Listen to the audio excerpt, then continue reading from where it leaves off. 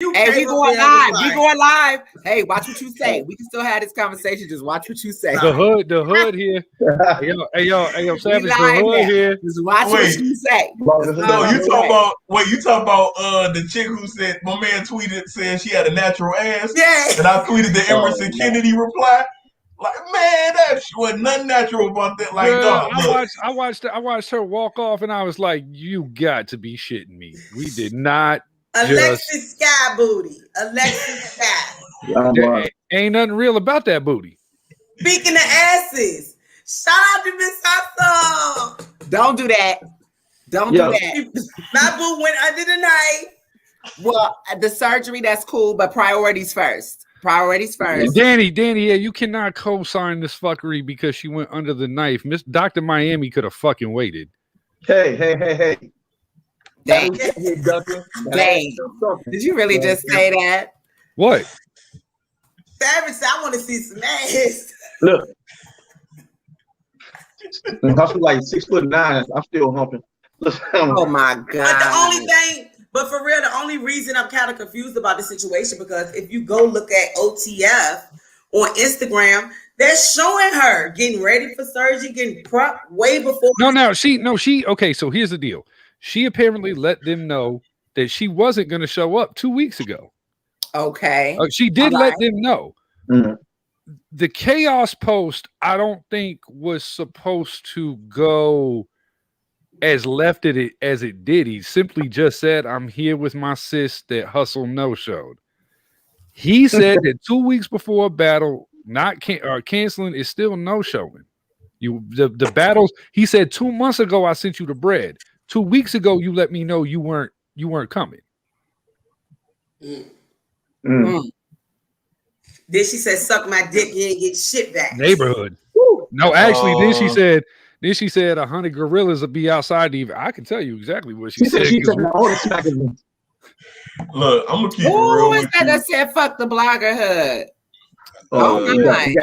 Somebody who got against the bloggerhood. Damn. Damn, he really going. Maybe it's somebody that got his application rejected or something. What y'all do to this? Hey, wait.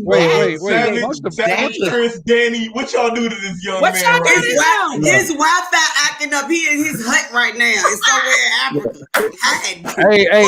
Hey. What y'all do to that man? Hey, calm down, Francis. Francis, what they do? Who hurt you? That ain't like a black period. I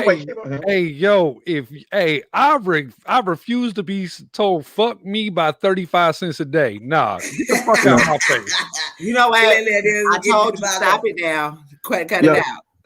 What did they do, Francis? What did they do? I need you to answer me before we block you, sir, because you are spamming the chat right now, homie. Yeah, I need you to calm down. I need you to tell me what happened. Do they have you in bondage? Did you raise your right hand? Savage said something fucked up under one of his comments. Hey, dog, and the whole gang in this bitch right now. Yeah. Like, you really... Look, man. Oh, yeah. Hey, I've been people with y'all blogging hood. People been doing, y'all been bullying people. Oh, see, okay, Francis. He said, when your daddy looking cute. All right, Francis. See, bring that energy back, bro. Bring that energy back. Is Francis a doctor?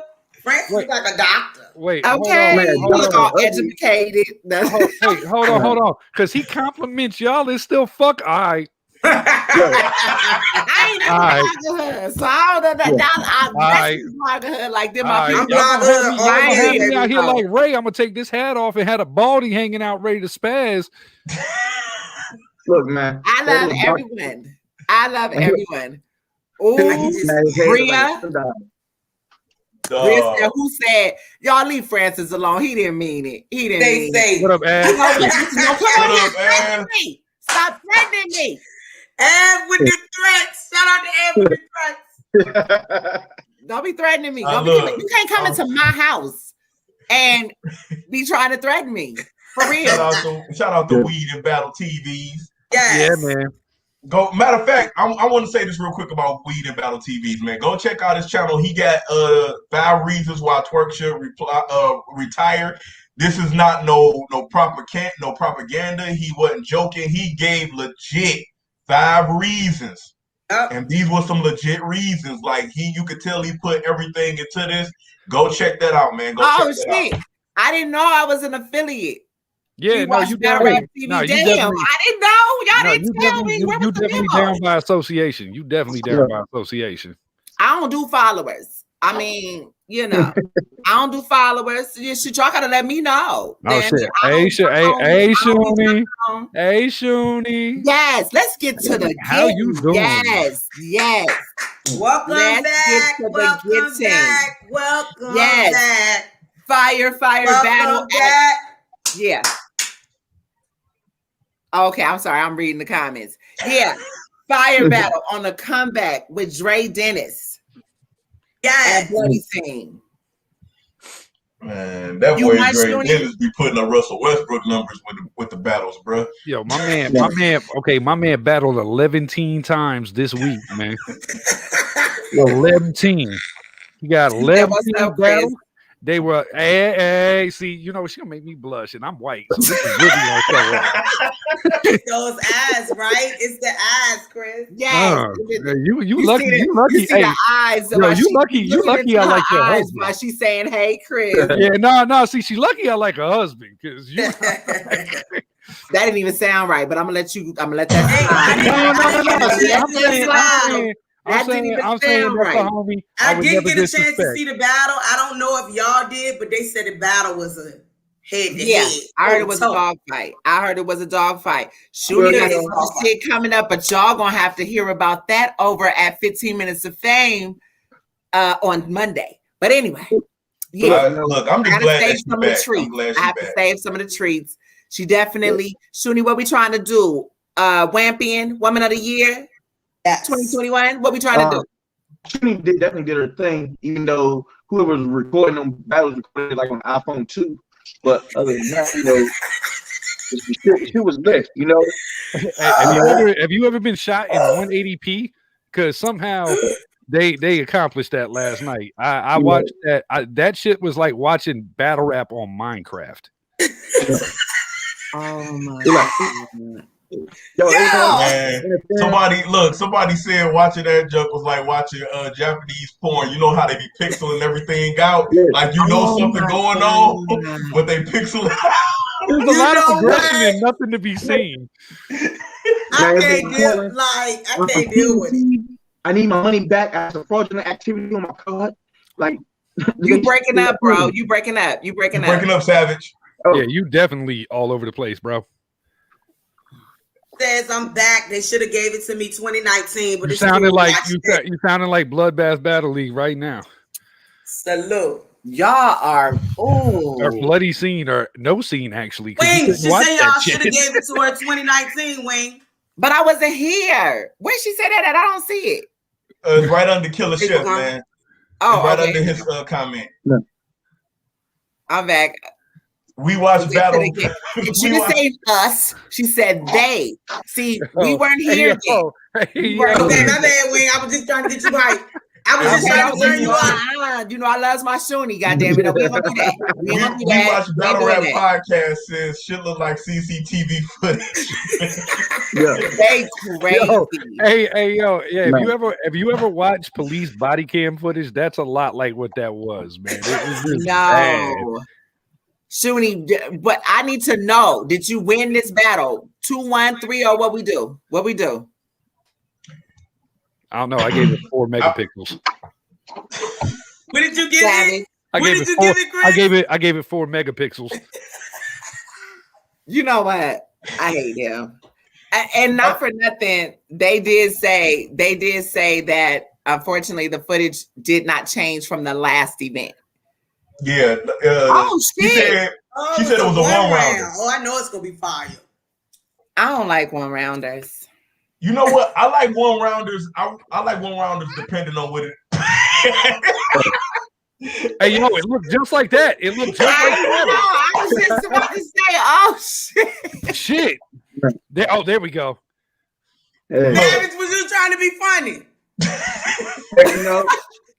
That shit came at the exact taking time. it back to the people, you know what I'm saying? Look, I'm gonna say this. That was amazing. I'm gonna say this. As far as when they drop the battles are filmed good when they drop them. They have to do something with this pay-per-view thing because you're asking people to pay for something to see, and if they can't see it, like, I mean, I don't know. We was on the phone last night, and I definitely was going. We was logging in, and that $29.99 popped up. I said, "Yeah, not for that." And I was gonna let you do it because, like I said, Shooney, I was actually supposed to be there, and I was supposed to be hosting. I get paid face off, but people, it looked like my baby daddy bust my windows out. It looked like they bootlegged their own bootleg. It was crazy.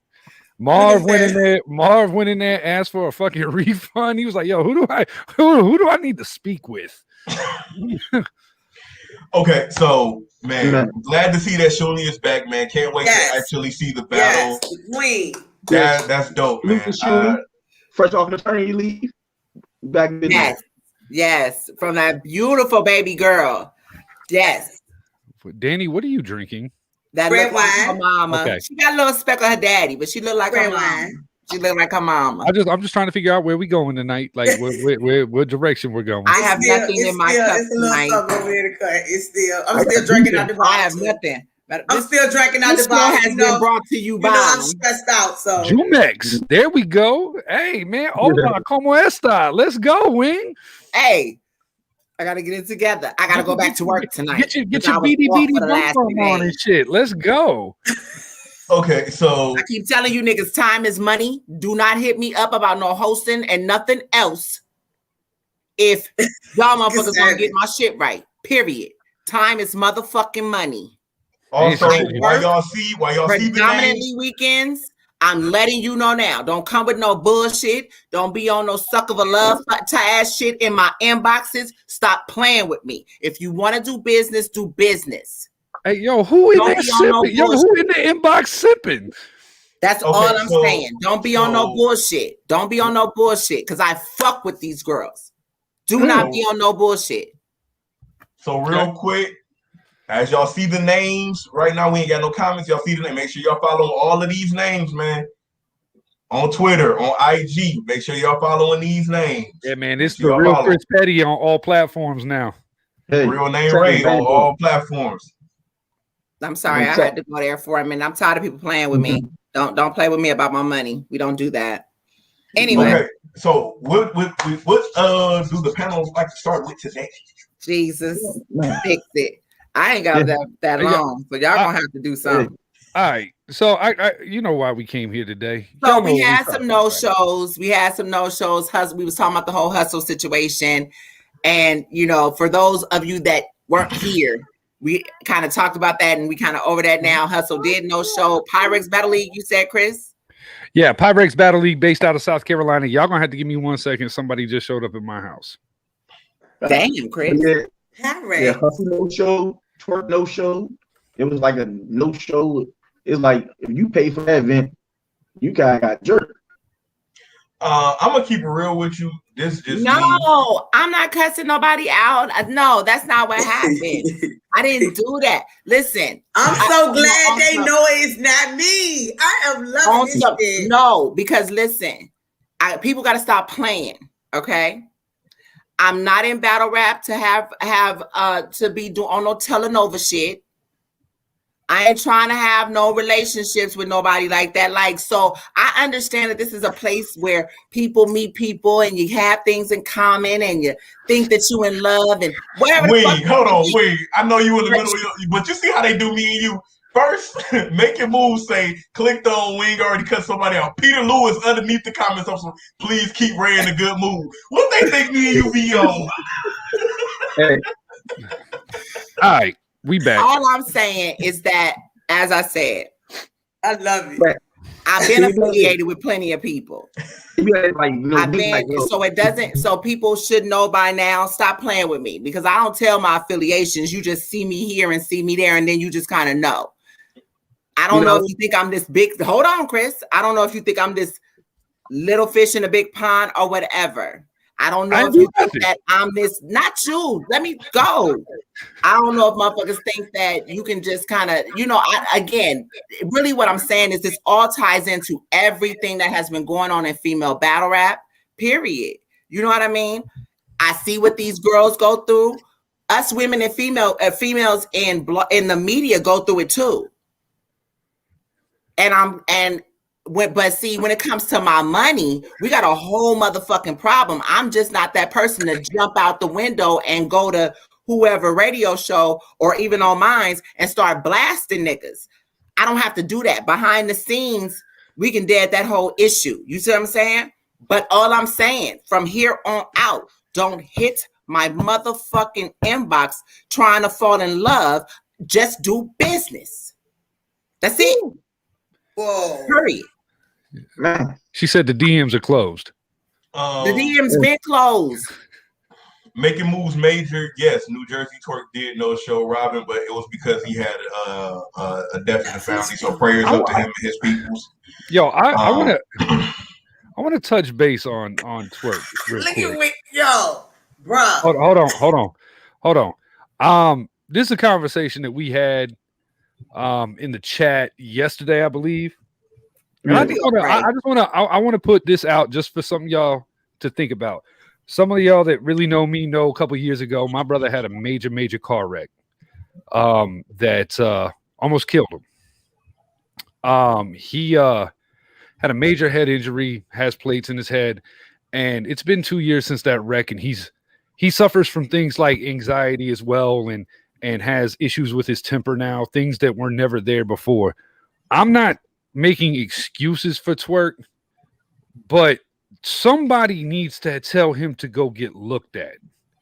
Because I think something is wrong, and I think he knows something is wrong, and he is having issues getting through these rounds, probably worse than he's ever had before.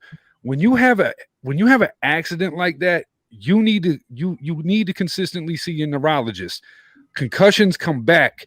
Brain deterioration is a real thing. It's why you have football players committing suicide and shit. And instead, y'all out here making fucking jokes like he didn't go through some major head trauma. And I get it. He needs to sit down. But unfortunately, the way his contract is set up, maybe he can't. Yeah. Maybe he's being forced to do this. I'm just saying, we don't know all the details, but I do notice that, like, I've been around Twerk before the wreck, and now since the wreck, I was in North Carolina a couple weeks ago, and I watched that man sit in the corner the entire event. Now, anybody that's ever been around Twerk knows that he is high energy, life of the event, joking around with everybody, back to back, drinking, having fun, socializing. And there's another concern that I have for him too, because he may be dealing with major headaches and things of that nature, and he may be medicating with alcohol because he's not taking his medications, because he's not going to see his doctor and everything like that. I'm just saying, I agree, he needs to sit down, and I'm not making excuses. Right. But we do need to be aware that, it's like, his wreck wasn't even a year ago yet. Yeah. So to piggyback off of that, first of all, we in the battle rap community, we're all adults by age. I love that you had to clarify that. Thank you. But I think we often take stuff too funny. Like we don't take stuff serious enough. And despite the whole thing of like, let's go ahead and okay, Twerk choked again. Okay, it's time for him to get the hell out of here. This. To me, I have to agree with Chris. I was like, nobody really never pinpointed the fact that this man, like, he came back and, it could be head trauma. What was he down? He was down. He sat down for what, 3 months, 4 months tops? Yeah. And then he came back. He battled Jay. He had a decent showing versus Jay. And then it just seems like you said, you don't see the life of the party with him no more. Well, he's supposed to be at a HITMAN event today too. So to me, I will agree that, he may need to go get looked at a little bit more, whatever, and just like find out what's going on or whatever. But at the same time, it's like you said, it could be in this contract where he don't have no place to sit out for too long. And he may be freaking out too that he realizes that something's wrong. And that's scary. Can you imagine? When that might be where the hyperventilating thing came from, because you get up there and your mind just doesn't work the way it does. It doesn't hold the same information that it used to hold. On top of that, if you've been drinking and everything like that. But the other thing is, and this is probably the saddest part about this, my daughter goes to a neurologist. My brother goes to a neurologist. These are private practices. These are specialists. If you do not have insurance, you have to pay per visit. Yeah. So he may not have a choice but to not go see it. That's a pretty expensive ordeal. If you didn't have insurance to go see my daughter's neurologist, would be about $400 per visit. But also this, because Peter Lewis had made a comment, and that made sense too. If he would have showed up for this Robin Rhymes battle, and he would have got through the round flawless, it would have made everything else that happened on Ultimate Man look 10 times worse. So honestly, it might have been in his best interest and the league's best interest for him to not even show up. Savage, you're making a very good point, but you're breaking up really bad, bro. I don't know if it's your connection. Like, try to go in and come back out or something like that. But you were making good points though. But okay, so I even had this situation happen when I was in Blade. When I was in Bay City in Michigan. It's like 2 hours outside of Detroit. And I had went to this event. Like, a friend of mine, he was fighting at the event or whatever, and he wanted me to be in his corner. So it was the opponent before him that went on. The dude suffered a wild kick to the head. He got knocked out or whatever, but he was able to get out the cage on his own strength. But when he got to the back, he kept telling his training coach, he said, "Yo, something not right." And his coach, "Oh no, we just go put some ice. It really wasn't a good kick. It really wasn't a good kick. It grazed you. He was like, "No, something not right." And his coach just kept pushing him. And then finally, I just grabbed my man keys. I said, "Bro, let me borrow your keys to your whip real quick." And I grabbed my man. We drove him to the hospital or whatever. And then by the time we got to the hospital, blood started trickling out of his ear. He had a cracked skull. And the doctor was like, "Thank God you got him here right now." So again, I get it. We're all battle rap fans, but then we got to also remember this man did have a serious accident that could have taken his life. This wasn't a fender bender. This was a serious accident. And I get everybody we need to get him out. But again, like Chris said, it could be provisions in this contract that's like, you can't sit down. You gotta go. You gotta go. Think about it. That man literally said on a hot mic, I told y'all I did not want to do this.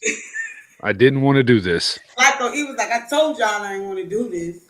And see, and the other thing is, and to be fair to the battle rap community in this situation, he also shouldn't be. We're gonna get there. He also should not be booking. Hey, Anwar, let me holler at you for a second.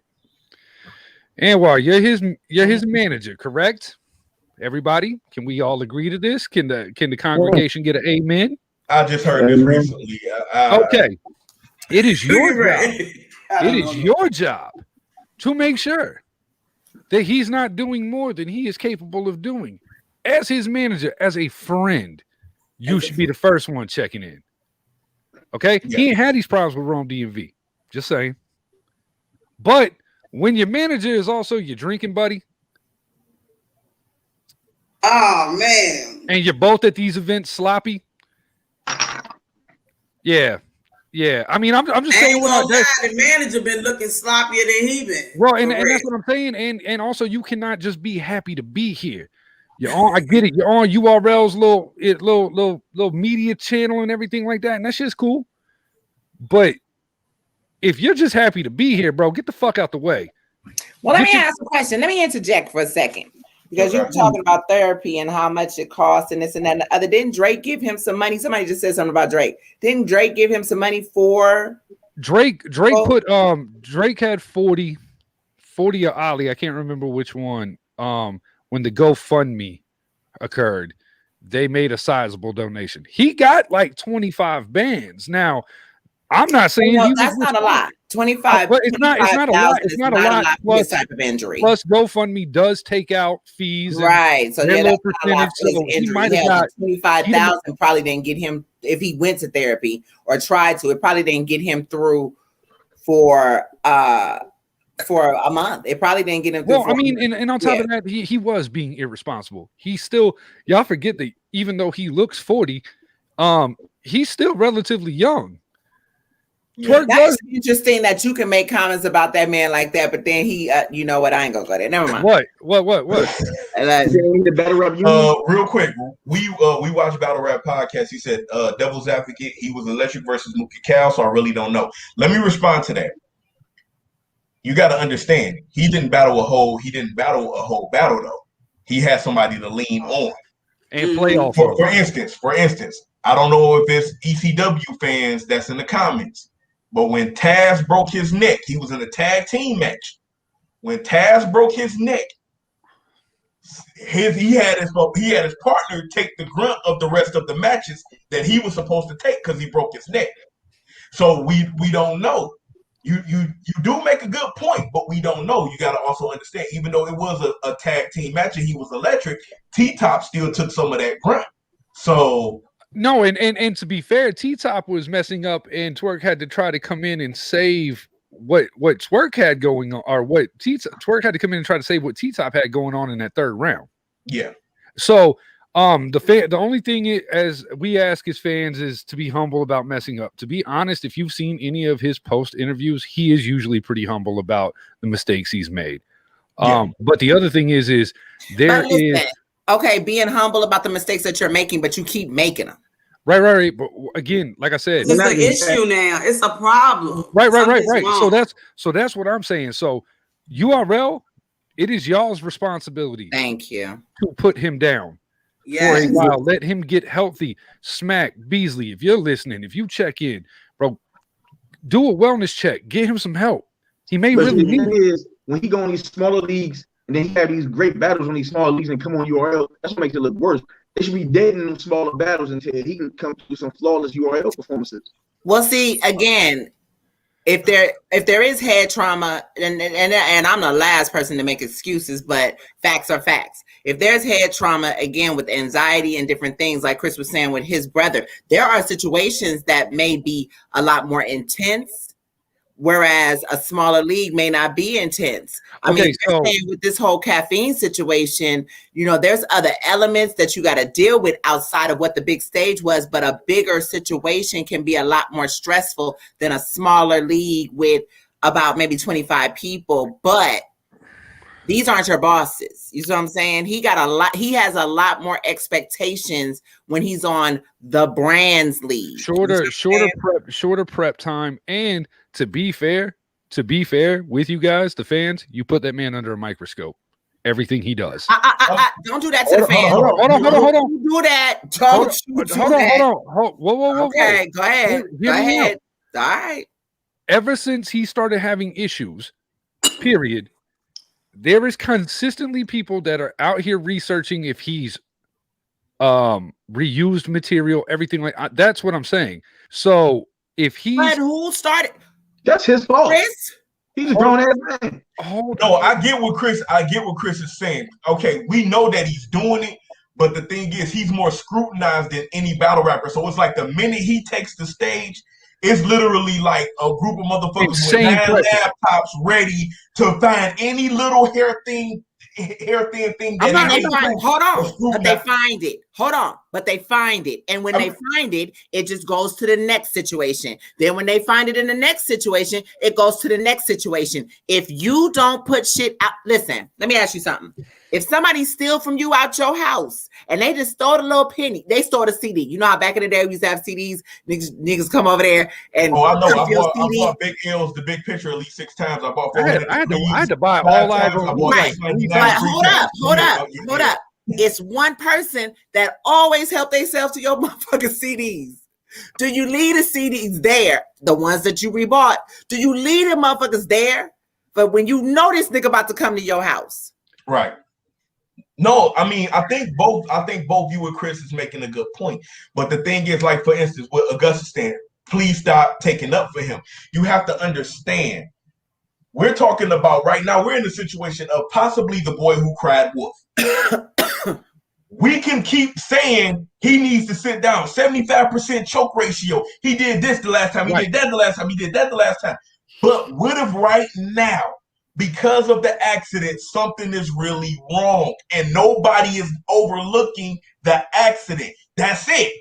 That's the only thing I think me and Chris is really trying to explain. The boy who cried wolf situation right here.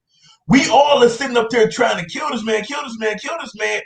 But the only thing people is hearing is, oh, y'all are taking up for him again. Y'all are giving him a pass. No, me and Chris saying, let's just hypothetically say, what if this time Minnesota Luke made a great point.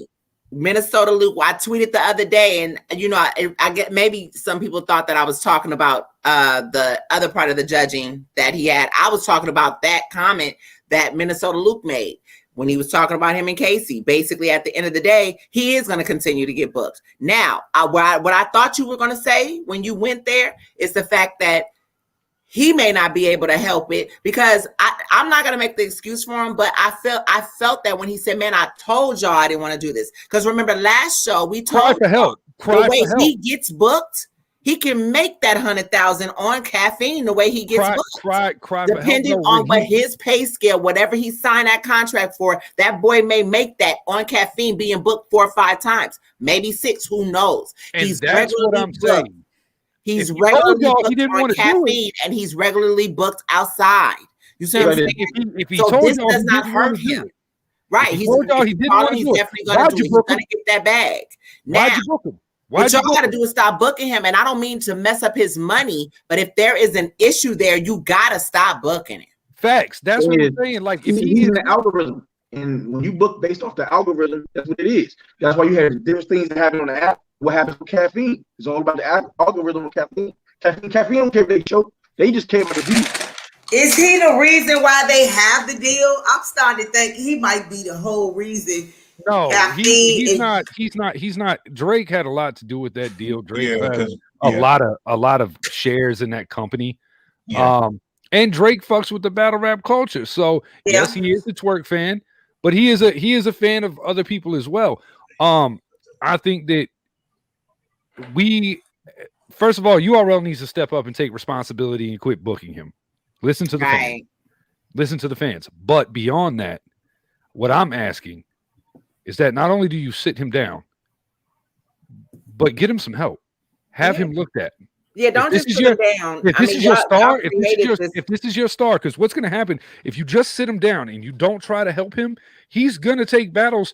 Financially, he's going to have to. So he's going to start showing up on all these on the Chitlin circuit. I don't think they care. I think once they're done with him, I was about to say, if they have to sit him down, they have to make him the responsibility, because y'all have used him to this degree. Yes. You know what I mean? You have to make him. Hell no. It would be absolutely insane if they didn't make sure that he was taken care of. That's a fact. That's your star player. That's the person that y'all brought into this, marketed him to be the face of URL, or one of the faces of URL. You don't sit his ass down with no benefits. That's fucked up. And the problem is you're right.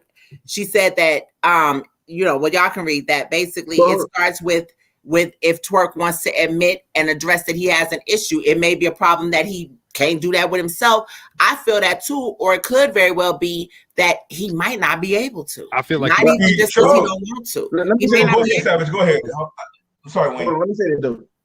If URL's gonna sign these guys to these multi-year deals, there's no reason you sign these dudes to a multi-year deal. You don't give them no type of benefits. Right. You should be trying to take care of these people. So if you would put them in these slave contracts, at least give them some helpful care. But they're contractors. I'm a contractor in my job. I get benefits. So it's like they can do. They better be able to go ahead and reach out and learn how to call Obamacare during their open enrollment. Why you playing? But see, this is what I mean. Like, for instance, like Charles Granberry III, he's not understanding what me and Chris are saying. Because he said, I feel like y'all are using the accident as a crutch. We're not. But we're saying, what if it's a possibility this time around? Because he said he was messing up before the accident. We get that. Ooh, but it made it worse. It made it worse. Also, wait.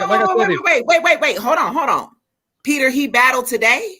No, he's supposed to be performing at any event. I mean, performing. I'm sorry, performing. Somebody tell me that. Supposed to be performing at Henny's event today at Martinez. Yeah, he'll probably be there. That's different. I think he's. That's different. That's hood shit. No. That's I actually think he's back home right now. Well, he had a death in the family, so he's saying so. I'm not sure if he actually went. He's supposed to though. What and here's the thing about the coming to defense. I don't know how many of y'all are familiar with major trauma to head, like head injuries. I'm living through it every day right now with my baby brother. He's 22 years old, or about to be 22 years old. He has a very hard time processing things. I only bring this up because I witness it every day with my little brother. Girl, is that a crab boil? I'm sorry, Chris. I'm not trying to defend Twerk. What I am saying is that I know Twerk personally. I've been around him at several events. He FaceTimed me when he got to the hospital. I know when that man has physically changed or mentally changed because I've been around him enough times to know that something's not right. And if I can see it, then the people around him need to see it. And see, I think that's the problem. Everybody's just worried about the fact, well, he was doing it before. And that's why I said the whole thing about the boy who cried wolf. Yeah, we get that the boy who cried wolf kept lying. But then when the wolf finally came and nobody paid attention and saw that it was a real problem, shit was fucked up. And then before you know it, now everybody's talking about, man, why didn't this just happen? Why could we just go this way? Why didn't nobody go check on the man? And it's like, but none of y'all are hearing that. Y'all are more worried about what happened before the accident and keep saying, well, it happened before the accident, so it ain't nothing bothering them now. We don't know that. We don't know. This is all Whitney Houston shit. This is about a bunch of enablers and people who won't be real with them. If you have people that's really in your corner, they sit your ass down. It's just people who got their hands in his pocket and they eat a cash cow. No, that's what I'm saying. Yo, this starts. First of all, Anwar, it starts with you as his manager. Guys that are around him all the time. It starts with y'all. J2 in the building. What up, J2? It's I keep trying to get him on my show. He ain't coming? He be asking with you? J2, I know you, bro. J2 is a superstar on Big O, sweetheart. All right, but look, real quick, because we spend enough time on Twerk. So I want everybody in the comments to keep the same energy with fucking Hustle then. Oh. So Miss Hustle no-showed. I'm not gonna let you do this, Chris. She did it. She did this to better herself. She did this to better herself. I know why you won't. I know why you won't. I agree with Danny. She was getting her. She is getting snatched, and sometimes you just have to. Everything gets cut off when lipo is involved, baby. I tell you this. I ain't even tell my mama I got lipo. Don't nobody care. You don't matter. Yo, have you seen Hustle's body? She had a people body, fucked up body. And the doctor, and Chris, the doctor she has now, she's about to be snatched. That ain't not Danny. Like you said. The consultation, you have to, this is a 2-month process before you even some dick came up. Okay. This is a 2-month process, okay? Within that time frame, yes, it does take to you do know you do know when your surgery date is. You have to know 2 months in advance. You are well aware. But she let him know. But she let Pyrex Battle League know 2 weeks before that she was not going to be there. Now, the minute that you let them know that you weren't going to be there, guess what? Send the money back. Instead, last night, what you did was Kid Chaos made a post saying, yeah, I'm with my sis who hustle no-showed. Wasn't anything super disrespectful in the post. You start going out there threatening folks, 100 gorillas at the next venue. You'll never battle on URL again if I make one phone call. I thought Casanova was locked up. You post your Cash App balance and tell them to suck your dick. You're not getting the money back. Yo, you can't do that. When you canceled, you send the bread back. Now, so the day the event rolls around, people feel some type of way because it's been 2 weeks and you ain't sent no bread back, and you feel away because I don't agree with that. She's supposed to send the money back. And you feel away, and you get all of your emotions because Chaos made a post that had nothing disrespectful in it at all, and you do everything to call him a child of God. Then you threaten him with his URL career. Then you threaten him with actual violence, talking about 100 gorillas at the next venue. Hustle, calm down. First of all, like, you're having plastic surgery. This is not something that was absolutely necessary. This is a make you feel better on that particular day. Right. She could have pushed it back a week, but you were so anxious. No, Danny, but see, this is what I'm talking about.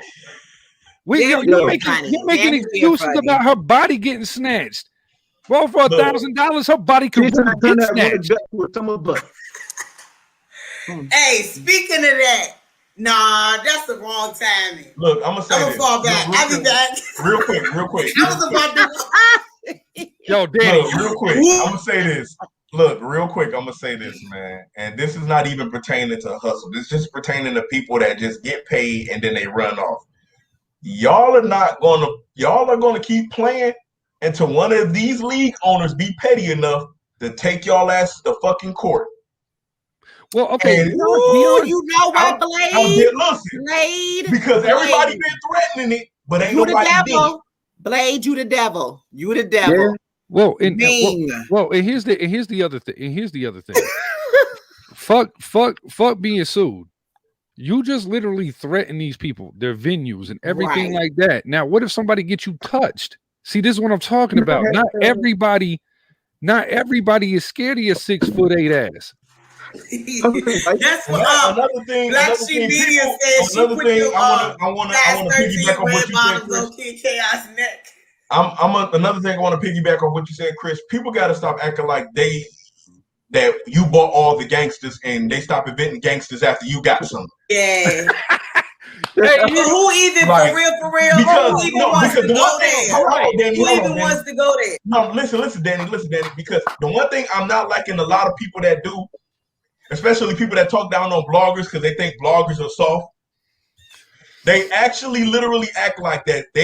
Number one, guns stopped getting invented when they got some, and real niggas and real bitches stopped being invented when they got some. Wait, guns quit getting invented when they got some? I mean, that's how most of these motherfuckers in the battle rap community move.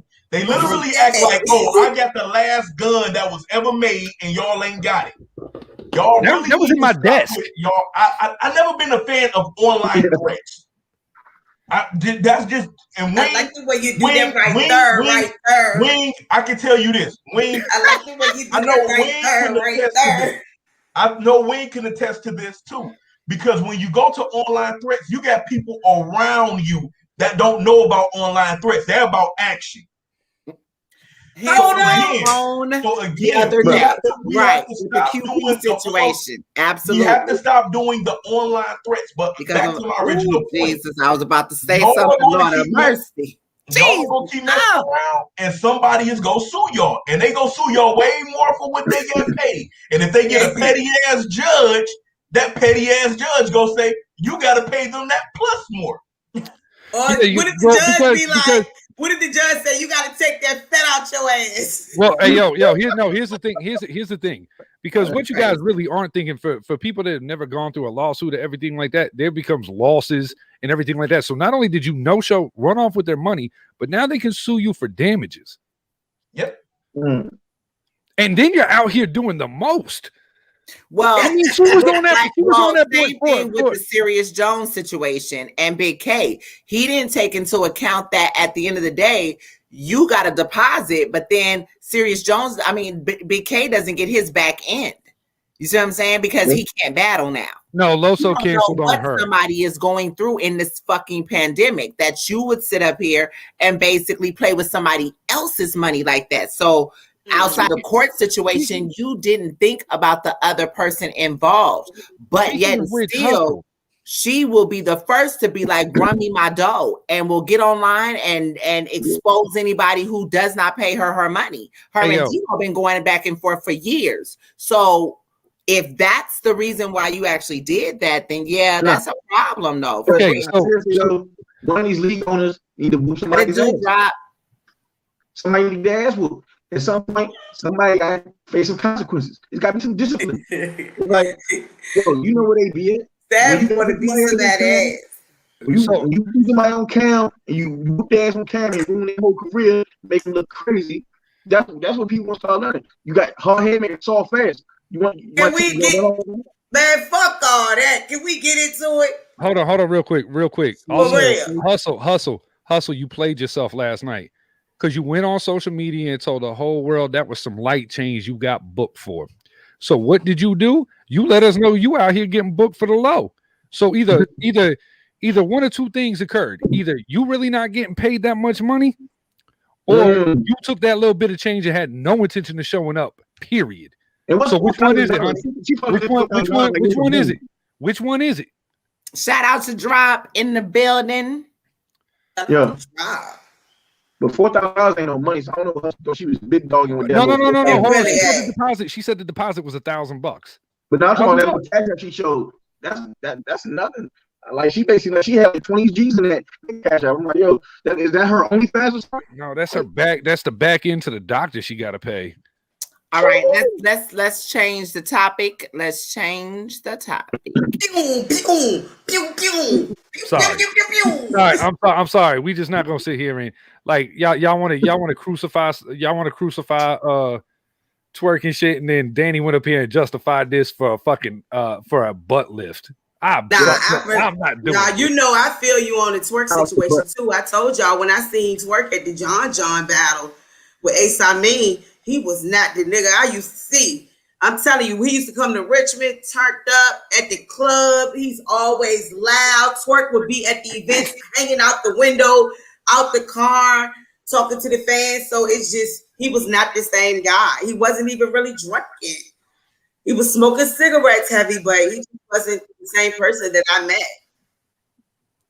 And that's the other thing, man. If he can't go to the doctor, he may be dealing with some pain. He might be dealing with a pain pill issue too. And you know what? Speaking of mental health, shout out to all of those that may be going through. Check on your friends and family. It is Mental Health Awareness Month. Facts. For real though, because it's a lot of nutcases that run around. I'm sorry, that's running around here that really don't know no better. But at the end of the day, for those that have friends and family, and it ain't funny. It's not Wing. It's like you just got nut jobs. No, sorry, that slipped. I didn't mean. God damn! Like you could just. I mean, that's like the full drink. She had the chopper, the 40 cal. Wing is ready for water day. Don't go for money. I didn't mean it. I didn't mean it. Yo, do not call Wing singing on the phone. I'm alone in my room. Sometimes I stare at the wall. Don't call Wing with that shit. Don't call Wing with that shit. What you talking about? I didn't mean it. I apologize. Yo, we ain't gonna let the machete. Oh shit. We mixing red wine and what, Danny? Oh shit. Is that Patron or that 18?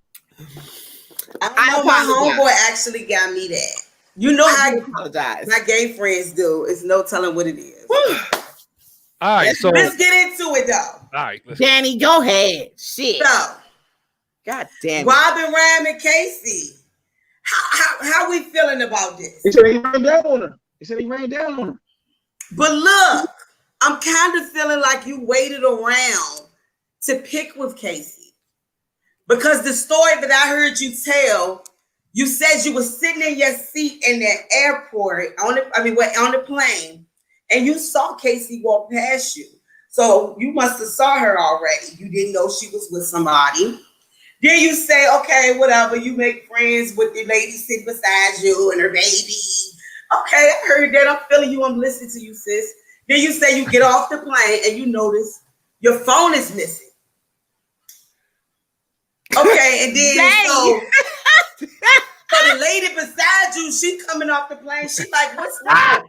Hey, You didn't see my phone? I left my phone. Oh no, I didn't see your phone. Bro. I know automatically if anybody get on the plane, people be staring at your ass on the plane nowadays, especially with COVID, right or wrong. If you even leave a bag, they like this. Excuse me, your bag. You forgot that. So I'm starting to feel like. So you said you had left your phone. That's why you were standing there waiting. Casey got off and was like, whatever, woo, woo, woo. Y'all exchanged words. The dude did whatever. But this is my thing, sis. I feel like you left that phone in that pocket on the airplane. Because you wanted Casey to see you, sis. It's not adding up the story.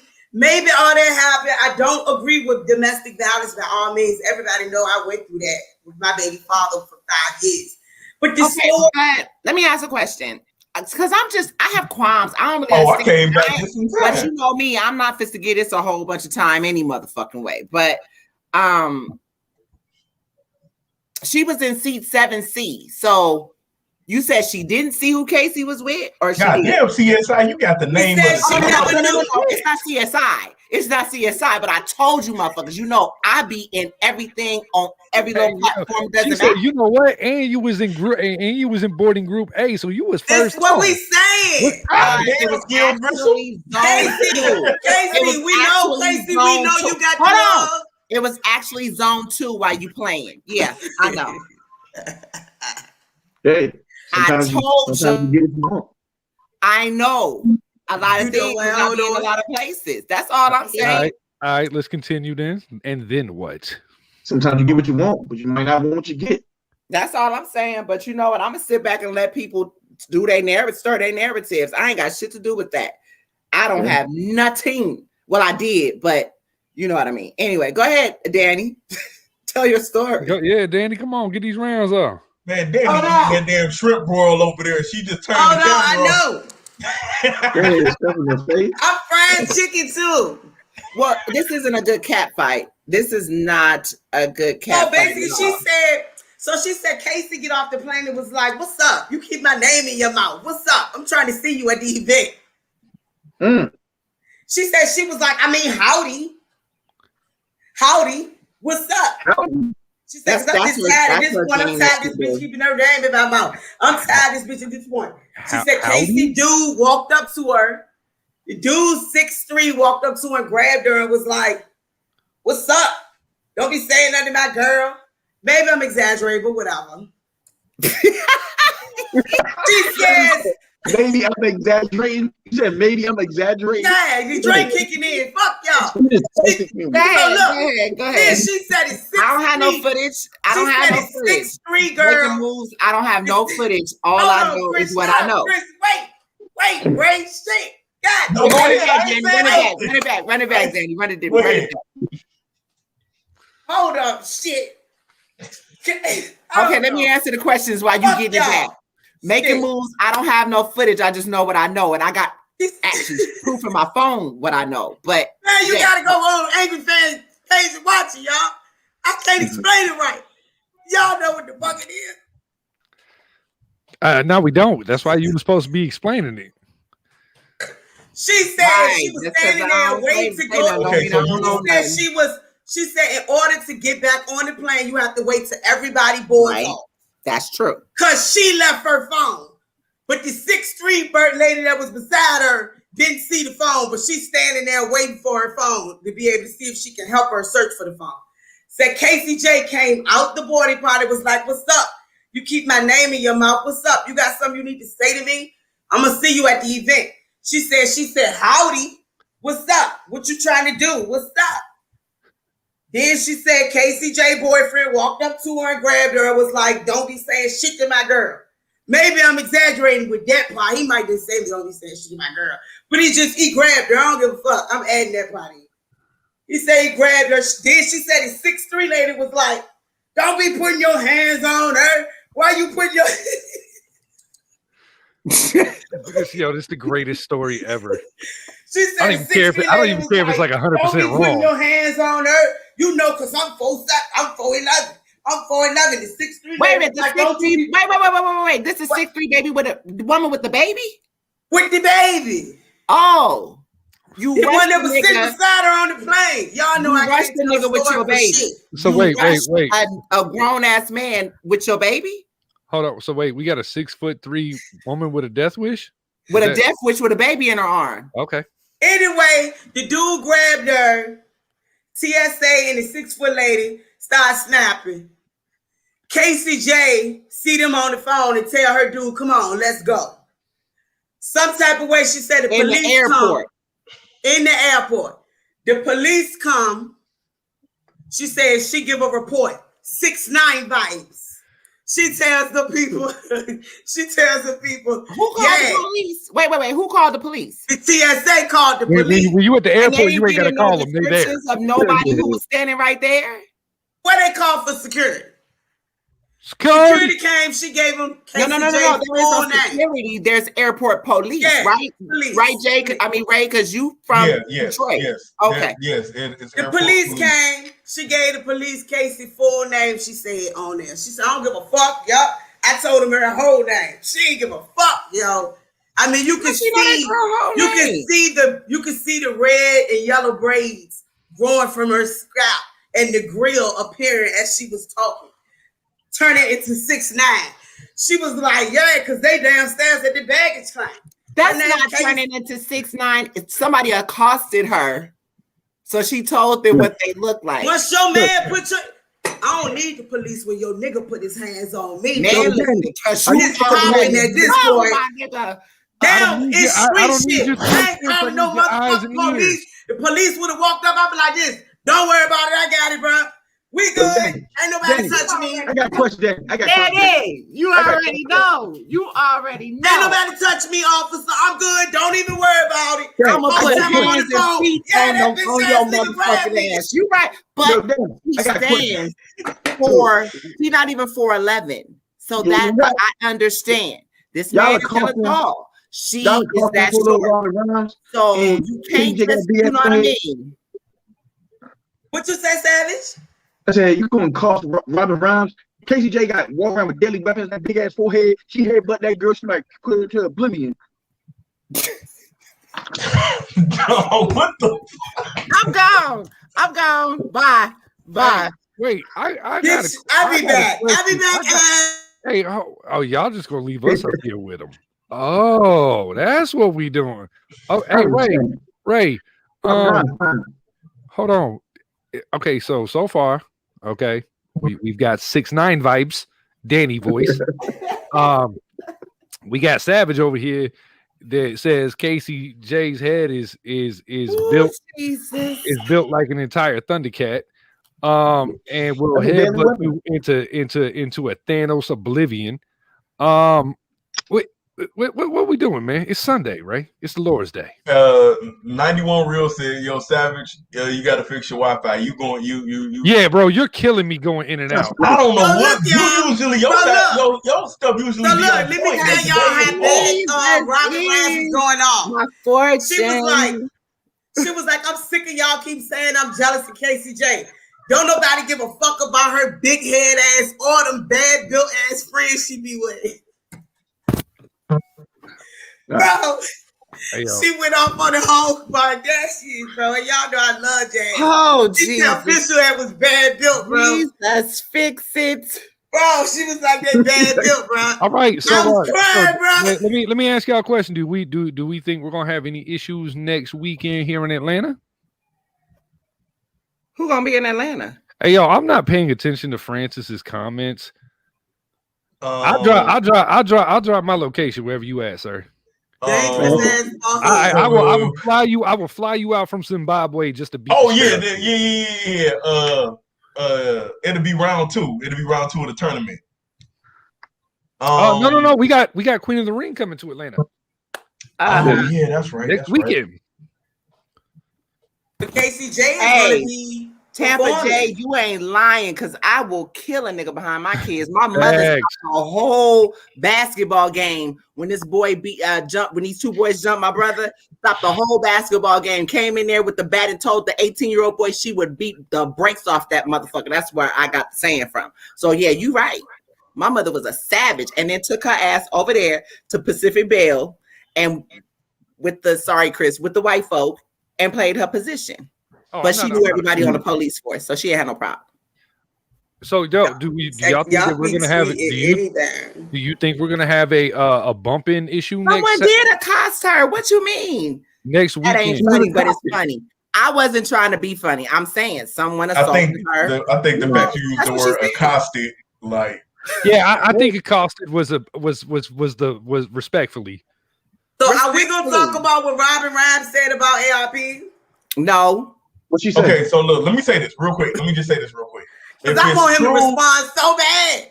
If it's true, all realness aside, if it's true that KCJ's boyfriend put her hands on Robin, as a man, you shouldn't be getting involved in that.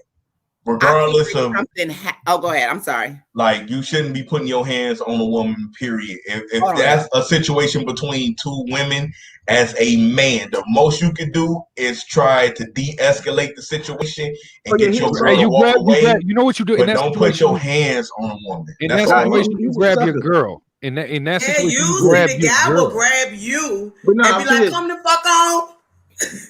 Here's something because Casey had a deadly weapon on her anyway, so she boom, like yo. Listen, Jesus, savage.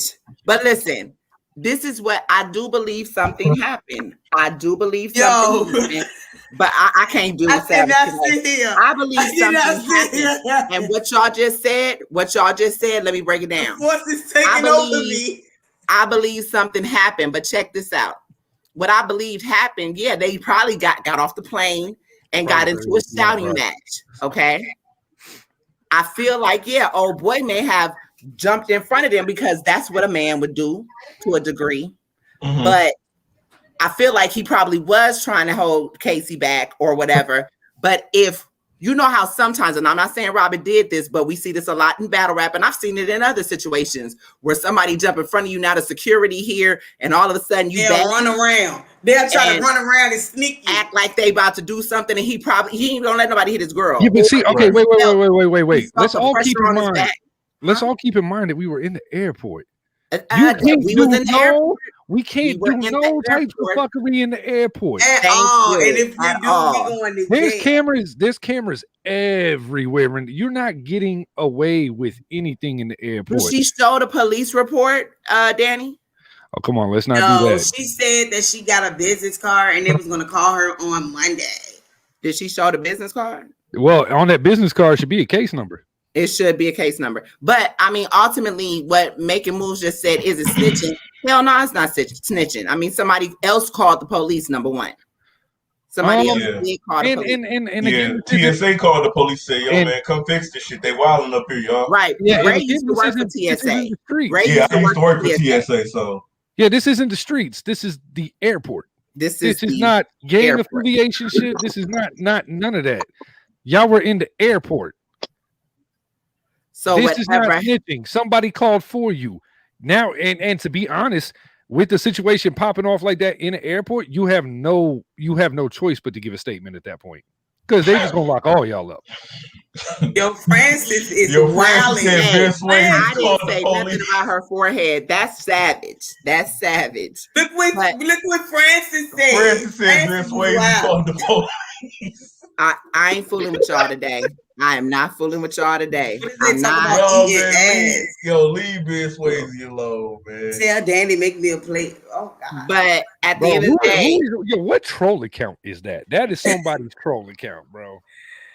Hey, listen, bro, you peeped that, right? I had to burn sage because this I can't do it today. I can't do it today. I can't do it. But it was just really weird to hear her talk about Casey. She just basically she talks about her as if like Casey is stalking her and is obsessed with her. The whole thing is so confusing. Like I don't know the background or their history. Have these two women ever battled? Yeah. Yes. Yeah. I mean, is it efficient for a rematch or something going on? I don't like. Did they battle twice? Nah. What this is just everybody suddenly wants to prove something. All right, look, where is the best place for a situation to occur? In a controlled environment. Yeah, right. Where it can get broken up. These people not really good because she could have saved all that if you was gonna see her at the event. Why you didn't just say something outside in the parking lot or something where there was nobody involved? Now here's the other part. Now let me throw a monkey wrench in this real quick, okay? All right. So y'all listening? Is this thing on? All right. We're all ears. So I'm sorry, we got just read a comment from Blade. So at the end of the day, Jazz gave her coworker the phone. Listen, because I ain't repeating it. I can't stand. I already said that this was not a good idea to have these two women on the card. Somehow the league owner didn't know that there was an issue between them. I made that perfectly clear that there was one. In turn, he made it perfectly clear that they both said that there would be no issues.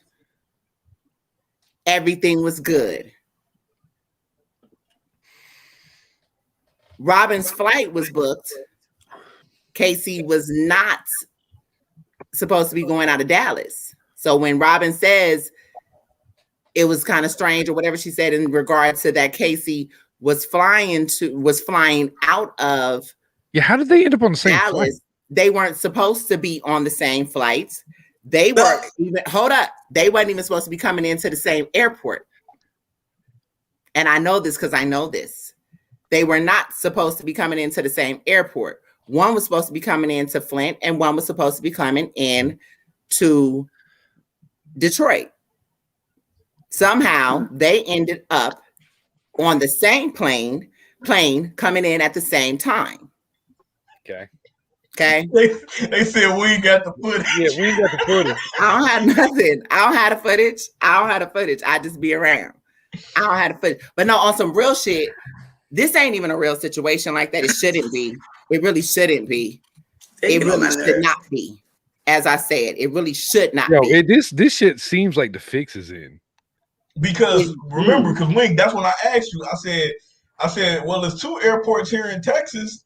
Like, I mean, because everybody knows from Detroit, but I live in Texas. I'm like, they could have DFW or Dallas Love. I said, so, but Jen, that's when you said, well, they both flew out of DFW. I'm like, okay, so that's weird. And then they both, no, this sounds like if I'm being honest, this sounds like an oversight by the league owner, or he just genuinely fucking oversight, or he just didn't care. Like he just, but hold on, Chris. Remember what Wing said? The league owner didn't know at first that they had beef, but then when he found out, he asked them, "Will there be a problem?" And they both said no. All right. So first and foremost, and it was supposed to ride back together from the airport to their hotels. As a league owner, you are supposed to know everything, the ins and outs of every issue that could possibly arise with the talent that you are booking. You would just be naive not to. So I refuse to take that as an excuse. It shouldn't have been an excuse because, as I said, I made it crystal clear. So he was wait. So hold on, let me run this back. So when you put said league owner on notice, right?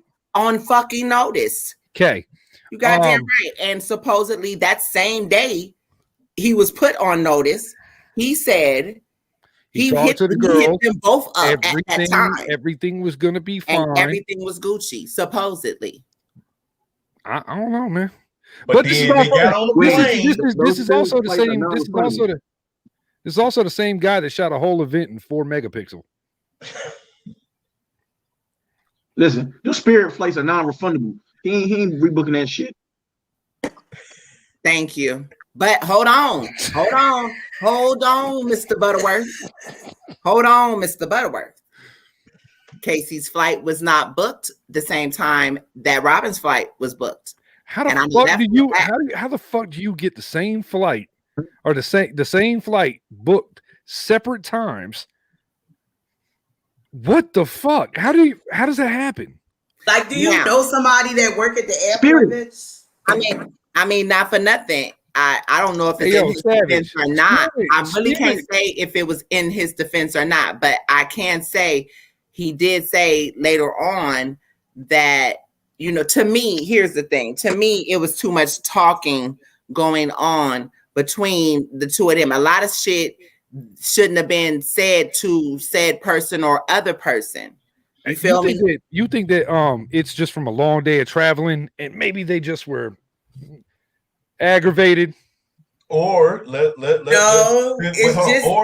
just like making moves. Wait, hold on. Since Wing went the CSI route and knew the seats, maybe they was in the plane already. Hold on, hear me? They was on the plane already flying over, and somebody said some shit, and they was like, "Oh, we gonna wait till this plane land, and I'm about to get this off my chest." Like, you know, who knows? Casey could have been walking past, going to the bathroom, right? Like, this big head bitch. Like, anything could have happened. Casey can't walk past her if she in 7C. You in the front of the plane. Oh. Robin such an attention. Negate everything I just said. Hey, yo, okay. Robin was probably talking about Casey like a dog to the 6'3" lady. Yes, baby. You know what? I hate you. Maybe. Well, first of all, let's just. I'm gonna go ahead and do this. We all know Robin to not be exactly the most truthful individual in the world on most accords. How do we know that? I don't know these women personally, so I can't say who's telling the truth. We know that she looked kind of crazy with the whole ARP situation and everything like that. I'm not gonna say that she's a liar. I'm just gonna say that she knows how to really draw a story out. She knows how to make it work. Yeah, she sets up. Please like, share, subscribe. Thank you, Bloggerhood. Y'all know what it is. Said on Angry Fan, she was like, ARP is not the type of person that wants you to flourish. She felt like ARP just wanted her there to have her there. She felt like she's. Hey, wait a second, Wing. Maybe she's not good enough. Hold on, wait a second. I ain't got nothing to do with this. No, Wing. Let me holler at you. Hold on, real quick. Wing, let me holler at you real quick. What? Now, hold on, Wing. Let me holler at you. Wing. I fucked up. Hold on, Wing. Let's play Swear to God. He said she. You act like Chris. She said she carried RBE. You gotta listen, Chris. She said she carried RBE on her back. She said she was there for them for the one that's K's. She did the fucking hosting. Robin definitely carried something on her back. I'm not really sure if it was RBE. She was laying on her back. Stop. Wait. The Adam never wanted. She called him Adam. She said Adam never wanted me to flourish. That's Ray. why Oops left. Yes, Ray. Go ahead, Ray. Okay, I'm gonna say this. I'm gonna say this. Just this whole thing about never wanting to flourish. This is the same league that revived JC, that revived O-Red, that revived A-Verb, that revived so many people. And you're dating the league. Hold on. And you're dating the league owner, but he don't want to see you flourish. I don't know about that one, man. Did you? Ray said, I don't know. Did you carry RBE on your back or did you carry Adam on your back? Because there's a huge difference there. Bloggerhood. I get it. I mean, I ain't saying shit. Hey, brick by brick, dick by dick. I mean, whatever you gotta do. You know, I mean, stop. Whoa. Stop, Chris. Okay. Stop, Chris. Stop. Yo, Chris is wild. Listen. And then she brought up Oops. She said, can't you see that's why Oops left? He's flourishing on the URL. But see, that's my dog all day, but girl. For the app battle, he battled Ryder on the app battle. Not on caffeine. Shout out to Oops. No. Shout out to Oops. I'm not saying. But girl, why is she even bringing him up? Oops is an app. True. But Oops ain't got no caffeine yet. He's an app tier. Hey, yo, app tier. That okay? First of all, this podcast is the Breakdown Crew is crazy. It's that shit. I ain't that nigga playing on app tier. He went from protesting to the app. What the fuck is that? Shannon, if you want to see the footage, Angry Fans did an interview. Go to Angry Fans page. He did the interview with Robin. Oh my god, y'all! What did Savage say? I don't know what happened with Savage, but Savage Wi-Fi is clear now. I am pleading the I can't. Hold on, real quick. I just want to keep it funky though. Like we all like. Wing has a relationship with ARP. I know ARP. Yes. I think some of us all. That whole doesn't want to see you flourish thing. His whole fucking platform is about giving second chances and opportunities to people that, like you, Robin. That was like your third, fourth opportunity, wasn't it? Man, look, we giving too much shine to use Tyre Robin. Look, we fucking on somebody else. Look, we got all these niggas. These guys run from RBE. No, come tell you, these guys run from RBE thinking they gonna go to URL and do something. And them niggas end up on an app. They ain't done shit.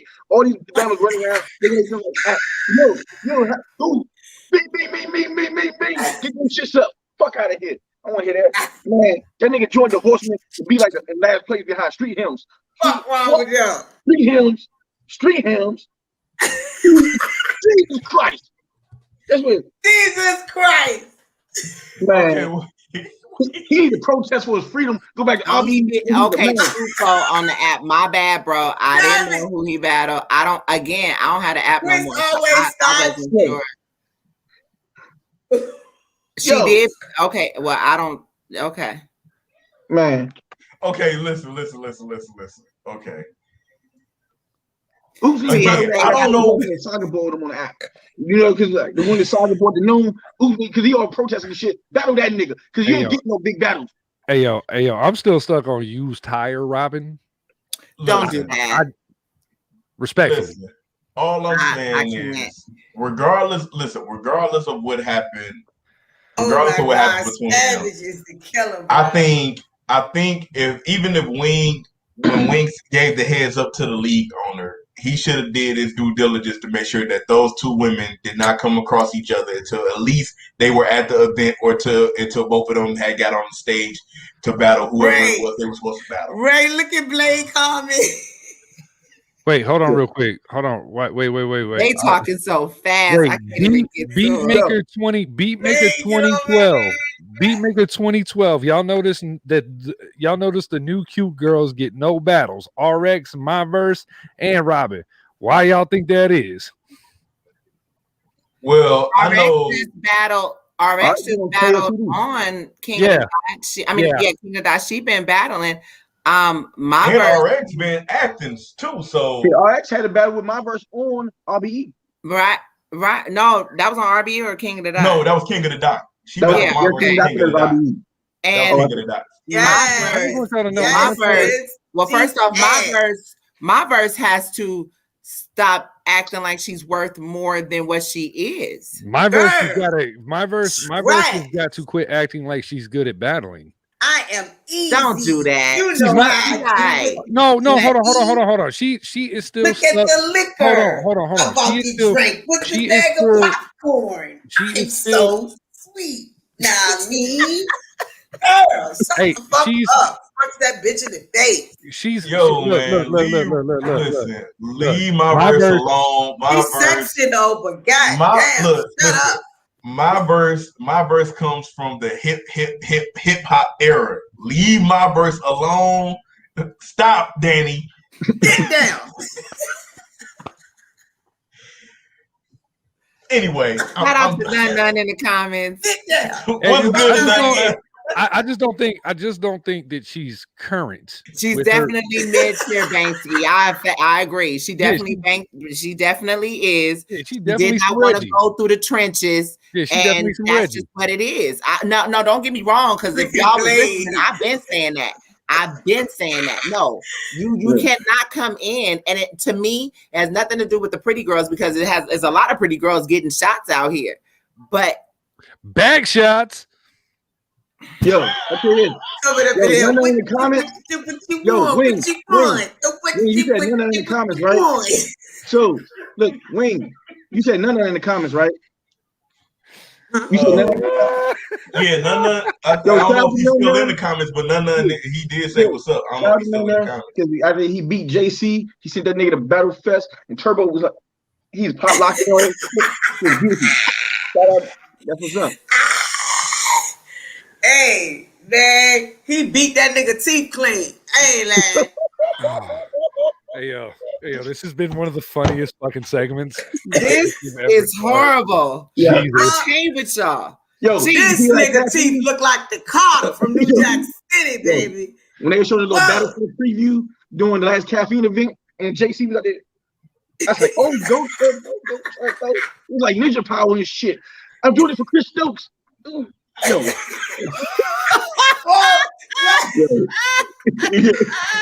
just saying. Yo. Hey yo, I just want y'all to know that Savage got a background and started acting real brand new. I hate all of you. That is not true. You love every one of us. I look. I do want to say this though. In regards, I'm really hoping, Queen of the Ring, I hope you're listening. I'm really hoping that these new girls that you are bringing on actually have talent. I get it that they do. Don't do that. No. Hold on. And they do. Some of them are not bad looking on the eyes either. Okay. Oh yeah, by the way, also they did put it out there. That event is sold out, man. So salute the Queen of the Ring for that. Salute the Queen of the Ring. What I'm saying is I hope the battles are good and they do what they're supposed to do, because I feel like these new young ladies have a lot of pressure on their shoulders as well.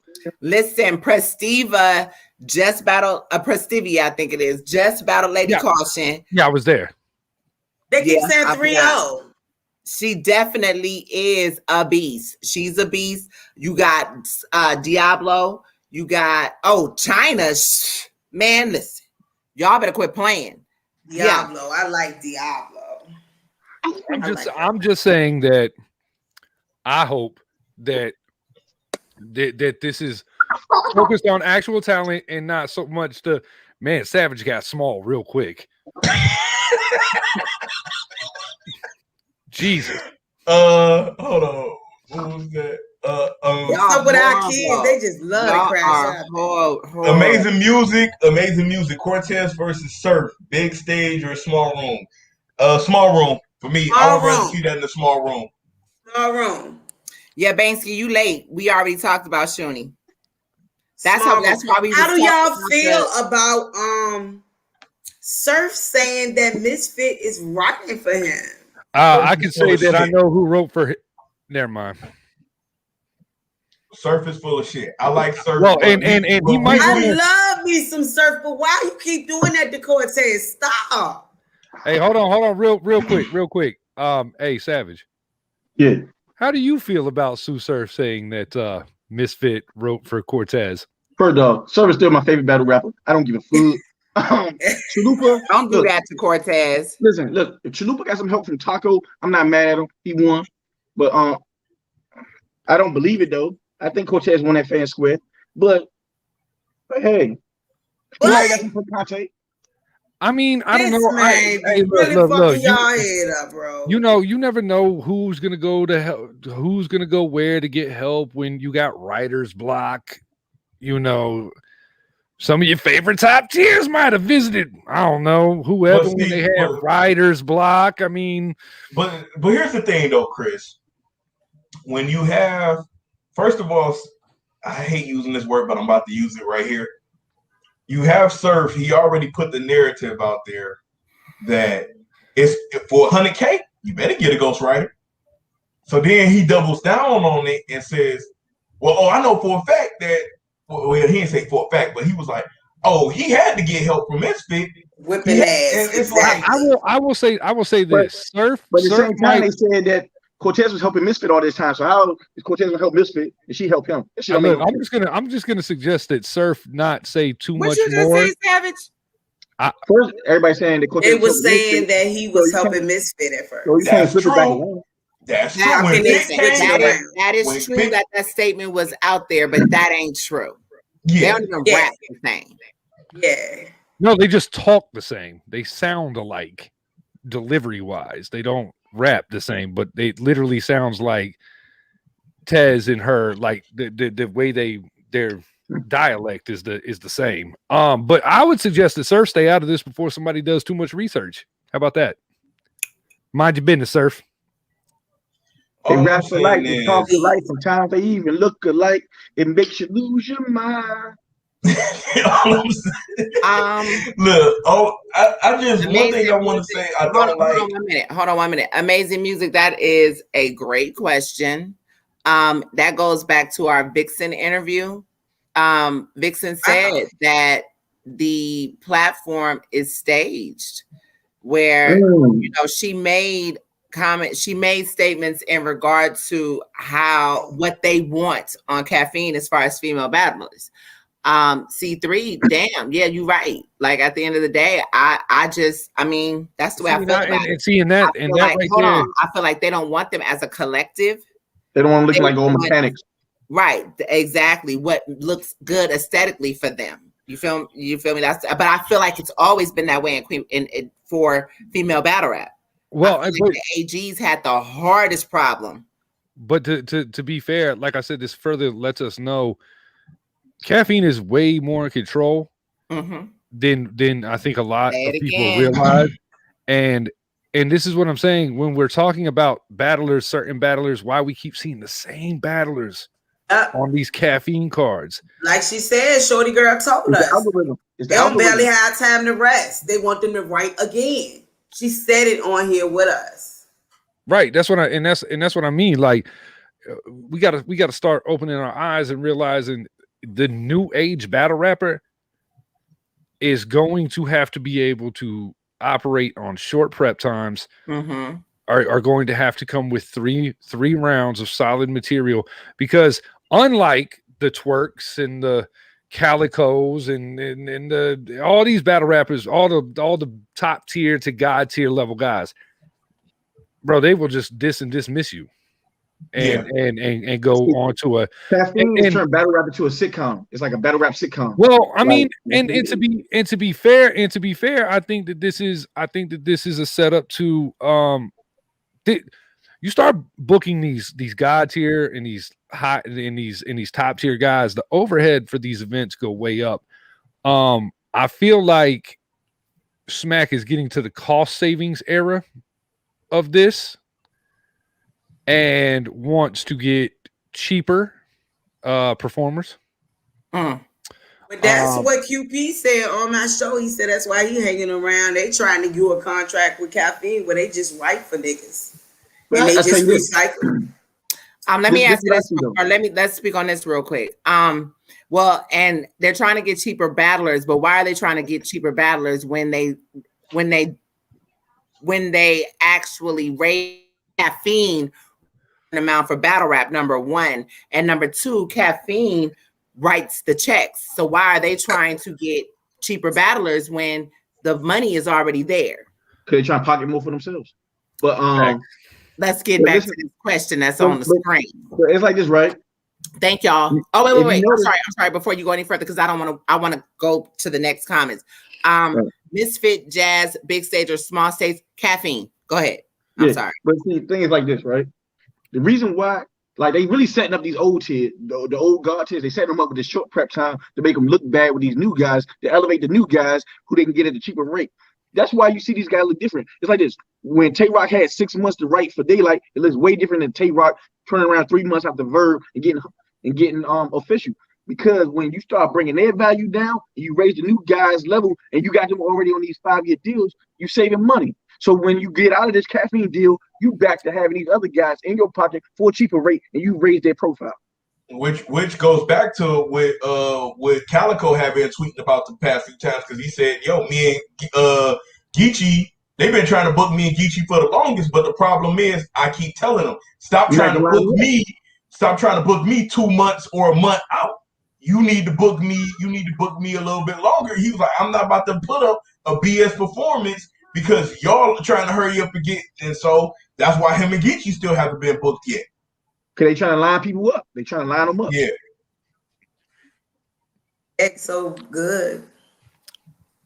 So I think that we're on that performance era of battle rap where writing and all of this is going to become less and less important, because if you paid attention to some of the things, hold on, baby. If you paid attention to some of the things that Smack has said, they're going to come outside. Now, I'd be interested to see the big room opening. Does caffeine have anything to do with that, or is that going to be an app event? That's what I'm wondering. Like, is it going to be a caffeine thing, or are we going to come? I don't think caffeine want to deal with no crowd. No. Okay. They're barely allowing certain media to come to these events to even talk to the battlers. I don't think they want no fans coming. I'm just saying. I think URL will have to do that privately. I feel like Madison's about to drop some bars on y'all. Everything that happened with Genesis, they ain't trying to deal with that shit. Yeah, the Genesis thing was pretty bad. Well, no, and that's what I mean. So I feel like that we're. She's gonna take my mic. Okay. Hey. I feel like that I feel like we're going to run into a situation where they're going to go step outside. Caffeine's not going to be involved, but they're going to use the caffeine money to finance that whole situation. You see what I'm saying? Blake said, "You're on a sign of 5-year $0 deal." Amazing. Blake, we coming to that comment or that topic in just a second. Amazing music. I mean, I don't know how they prepare.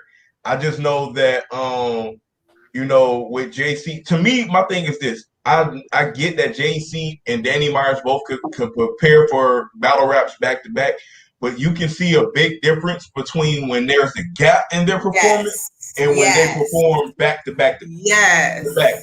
Now, again, I was still shocked at Danny Myers when he came on the show and said that, that stuff he had for Kid Chaos, he put together in a week. Because that sounded like some stuff he had prepared for months. But again, everybody's mind is different. Peter Lewis, you're not paying attention to what I'm saying. We're talking about coming outside.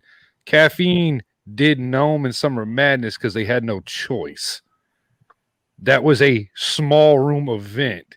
The world is slowly starting to open up, so it makes all the sense in the world that Smack, why would you, if you're Smack or URL and you can go outside, why would you not just go do that instead of going through caffeine? Right. They can't. So, yes, I get that they did Gnome and Summer Madness, but that doesn't mean a fucking thing when the world opens up.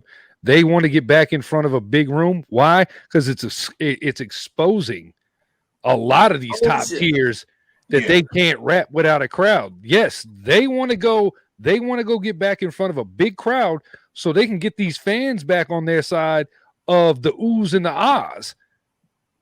Because we're literally watching guys that on a big stage would have killed it, that on these caffeine events, not so much. All right, so Born Legacy coming soon. Facts. All right, so what else was it? Snake Eyes leaving Dot Mob. And if a pin drops in the forest, do you hear it? What? Like what? Okay, let me ask y'all something. Does anybody fucking care? Did anybody even know Snake Eyes was in Dot Mob for real? Yeah, I know. I mean, we knew, but did it really matter? Hey, let me ask y'all. Let me ask y'all a question. I can't say that, man, because Snake Eyes he waved that Mob flag like flag. Yes, he did. He did. But let me ask y'all. Let me ask you this: do you feel like? I mean, it's just Did kind he of do anything? Do you feel like he feels left out of the mansion? You had Mook, you had Rex there. It's like this. When you join that could be part of it. It's supposed to give you a higher profile. I felt left out the mansion too. I feel like Snake Eyes being a dot mob didn't really increase his profile the way he probably. On my mama, I felt like I was left out. I'm dead ass. I was supposed to be at that fucking mansion, and I got a fucking problem with it. You gonna rap? I ain't writing no bars yet. My homeboy was at that motherfucking mansion, and I ain't see it until I see the videos. So I got a fucking problem because everybody know how the fuck I feel about Mook and T-Rex and Cassidy, and you ain't call my phone, bro. Really? I got and you. I like him way more than you, bro. Dead ass. I'm ready to smack the shit out somebody. I'm very upset about that shit. If I could have got down that motherfucker, bro, without getting locked up for trying to get in, I would have been in that bitch. We gonna get you in dot mob, Danny. We gonna get you in there. You in dot mob, bro. Wait, so okay. Hey, yo, Blade, calm down. Blade, calm down. Blade, get on my nerves, bro. That's some real sex. Say, hold on. Danny at the Easy versus T-Pop unknown. Who wins? Yo, you know Easy versus T-Rex unknown. Who wins? I got Rex, talented, but I can't trust Rex. I got Rex. Like for instance, true story. I heard Rex already got some stuff for Easy. And people, I heard Rex rounds. We go through this all the time with Rex. I heard Rex rounds. I saw that in the interview. They were like, what Rex has got for you, it's gonna. And then they be like, hold on. What Rex said spit for us, that wasn't it. Like, Ray, hold up, look, right. I was at football today, right? And somebody at football, they was like, somebody told him that Snake Eye sacrificed his eye to join dot mob. It was all for nothing. I can't deal with Savage, bro. Yo, Geechee versus Gotti. I mean, Geechee versus Gotti. Geechee versus Mook. Geechee versus Mook. I got Mook 3-0. Dot mob. Small room. I'm gonna have to say. I got Mook. Geechee has that God tiers to me. I got Gotti all day. And you want me to tell you why I'm gonna take Mook? Go ahead. It's because as talented as Geechee Gotti is, and Geechee Gotti is most definitely, he already submitted himself as a legend. Yeah. Can't nobody say what Geechee Gotti has done is not less but short of impressive. But Geechee Gotti does not clearly be beating these old legends that y'all be wanting out of the way. He don't clearly beat them like that. Well, you know what? In an interview, let me say this. In an interview that will be coming out soon by Chris Unbiased, I think it's not the Untold Truth. I think it's just, that wasn't even an interview. I'm sorry. That was a phone conversation. He asked Chris, basically, who did he think he should battle? And he out of with Geechee, he asked about winning. He asked about different things, which I won't give the answers to those. But I say all that to say, Mook actually wants a challenge. He ain't in a place of, I want easy battles or whatever. He wants that challenge at this point. So my question to Mook would be, who are you willing to battle? You know what I mean? Like, because, when you're God tier, considered God tier, some of y'all don't want to come outside. Do Mook really want to be more consistent in this shit is my question. To answer Amazing Music's question, I really, because of that conversation that I was told about, I have a lot more respect for Mook wanting to be in this consistently as far as the eras go. You know what I mean? He wants the best. He wants that challenge. Maybe battle rap for him now is in a place where the competition is back.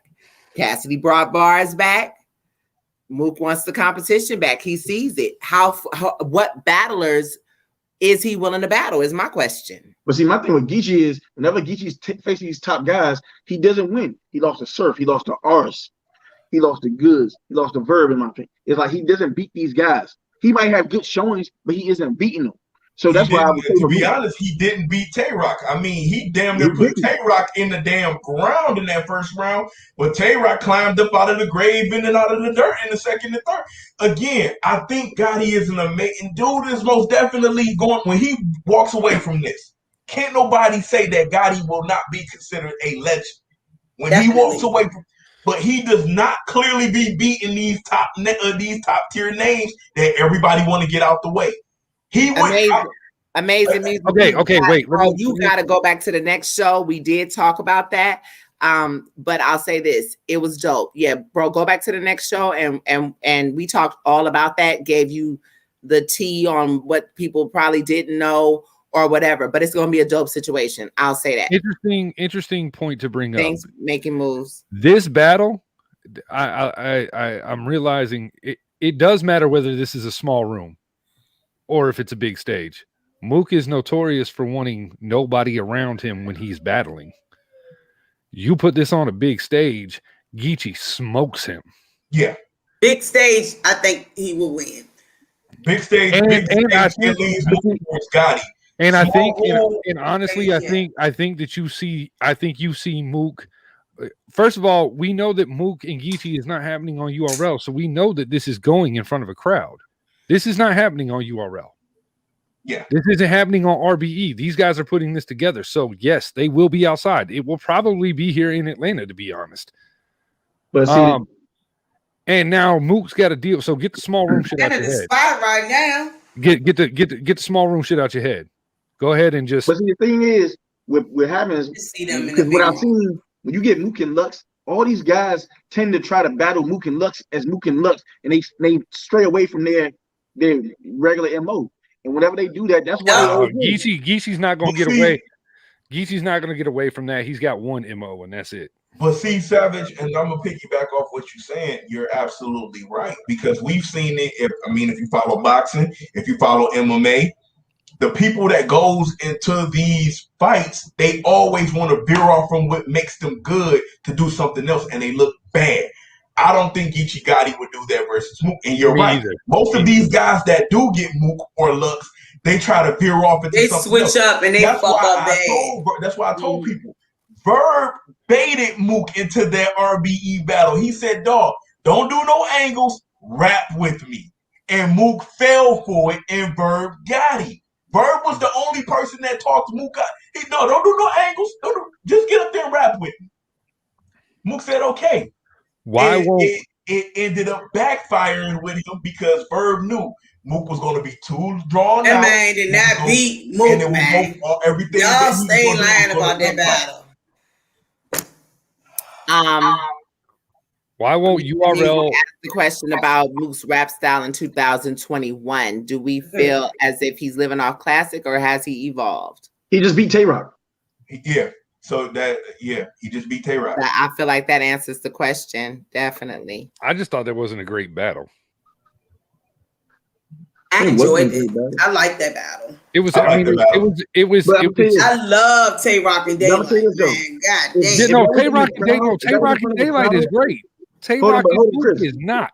Hold on, Chris. If that battle happened in front of the crowd, it's different because on that third round with Rock, if he would have brought out that Dot Mob chain in front of a crowd, it would have tore the roof off. Yeah. But see, because he didn't have that crowd around, it didn't have the same feeling. If you take that chain, he take Rex's chain and slam that shit down in front of a crowd and spit on it like he did, that shit would tear the roof off the building. Well, and that's and see, and this right here is what I'm talking about. If we get to this, if we actually get to the point of Mook versus Geechee, and they've already said it's coming outside. Yeah, that's part of that whole interview process and everything like that. They already said this what they're planning is going to be outside. Shit, what Gotti said, Gotti said shit. The ink ain't even dried on the contract yet. So basically, something was signed. Yeah. So I'm sure that it has a time limit where for proper preparation. You know, Geechee's still involved in the tournament, as some people have pointed out in the comments. big. What holds more weight? The contract was signed. Geechee. Geechee. He said he was like, "Shoot, the ink just ain't dried all the way yet." I mean, it ain't signed. I don't know. If you saying the ink ain't dried, that means you signed it already and jumped in front of the camera and said, "Yo, the ink still wet." I'm not really interested in seeing that. Or Mook ain't signed a contract, or nor has he seen it. I'm not interested in seeing that. Mook got to put other shit going on. Nobody has time for this and bullshit. That's what I heard his manager said. But it's not that. Here's the thing. It's not that the battle is not going down. It could very well be that Mook agreed to do it. Mm-hmm. It's just the timing on sell it. I think they're trying to sell this. I believe that they're trying to sell the possibility of it because there was a lot of phone calls made after that was seen. Well, and then of course, if you're taking the thank you, Bumpy. If you're taking the John and Ace Amin approach, which is clearly what a lot of this is, okay. Yeah. So for y'all that don't know, Ace and John, I mean, was set up months prior. So a lot of the extra shenanigans and bullshit y'all saw. Just the selling of the battle was a selling of a fight. That's all it was. After the minute the business was locked in, the personal issue was gone. Now it was about getting the biggest bag, and they got every one of us. Guess what? It was fire. I enjoyed it. Amazing. When it was over, I felt at peace with the shit. I was glad it was. We know you enjoyed it. Amazing Music NYC. He's asked why. Okay, I'm gonna. This was a question for me. It's not about URL or caffeine giving JC or Danny Myers, Lux or Mook. It's about the fan. It's about the company, but it's about the fans too. If JC is not putting in the work like he once did, and then he's like nobody cares, consistent but inconsistent, it's hard for them to convince Lux to take this man. Now, like this. As far as Danny, I'm gonna say this. I'm gonna go on the record and say this. What's today? Today is May the 2nd. If Danny Myers wins Champion of the Year this year, he will get either Mook or Lux next year. But I'm gonna say this: it's like I'm saying JC just lost to none. You can't lose to none. No, right? That's the stretch. Right? Look, Lux is not going to take you after you just lost to none because it does nothing for Lux. It makes Lux look bad if JC all of a sudden just wows him and he just lost to none, and he just lost this one. He lost that. You can't be coming off losing streaks and not having all these great performances and then say I want Lux. It hurts Lux stock more than anything. It's got to make sense. Like JC doesn't make sense. Like right now, the only two battles that make sense for Lux right now is Daylight and three battles that make sense for Lux right now is Daylight, Chilla, and B-Dot. Them the only three battles that make sense for Lux right now. Wow, for me, it's actually K-Shine and DNA. I don't see B-Dot. I don't think B-Dot deserve Lux, to be honest. B-Dot had too much stumbles. He ain't really winning clear either. It's like this. I think B-Dot is basically getting exposed a little bit because it's like that Suge battle showed me, like, hey, you can attack B-Dot in certain ways. That Suge battle really. I'm not reaching. I'm not reaching. B-Dot stumbled way more than Geechee. Amazing Music. If Briz were to come back, no, I don't want to see him. I agree with Wayne. No, I do not want to see that battle if he comes back. No. Y'all ain't see Briz. He just ran on past Ray background.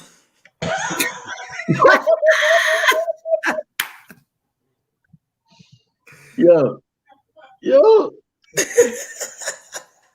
They feel like they are promoting URL without being paid extra, so they don't promote anymore. Okay. I you know what? I think that people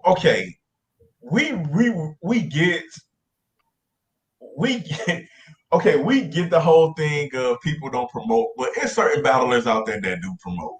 It is certain battlers out there. So we gotta get rid of this notion that battlers don't promote. There is some out there that do promote. Verb, he do some of the best promoting. Like that promotion he did with DNA, classic. I feel like this. The promotion game that we were used to seeing, I feel like that has been stagnated And it's not even needed anymore because caffeine, we're going to watch caffeine regardless. The face off for them is the promotion for the day. Yeah.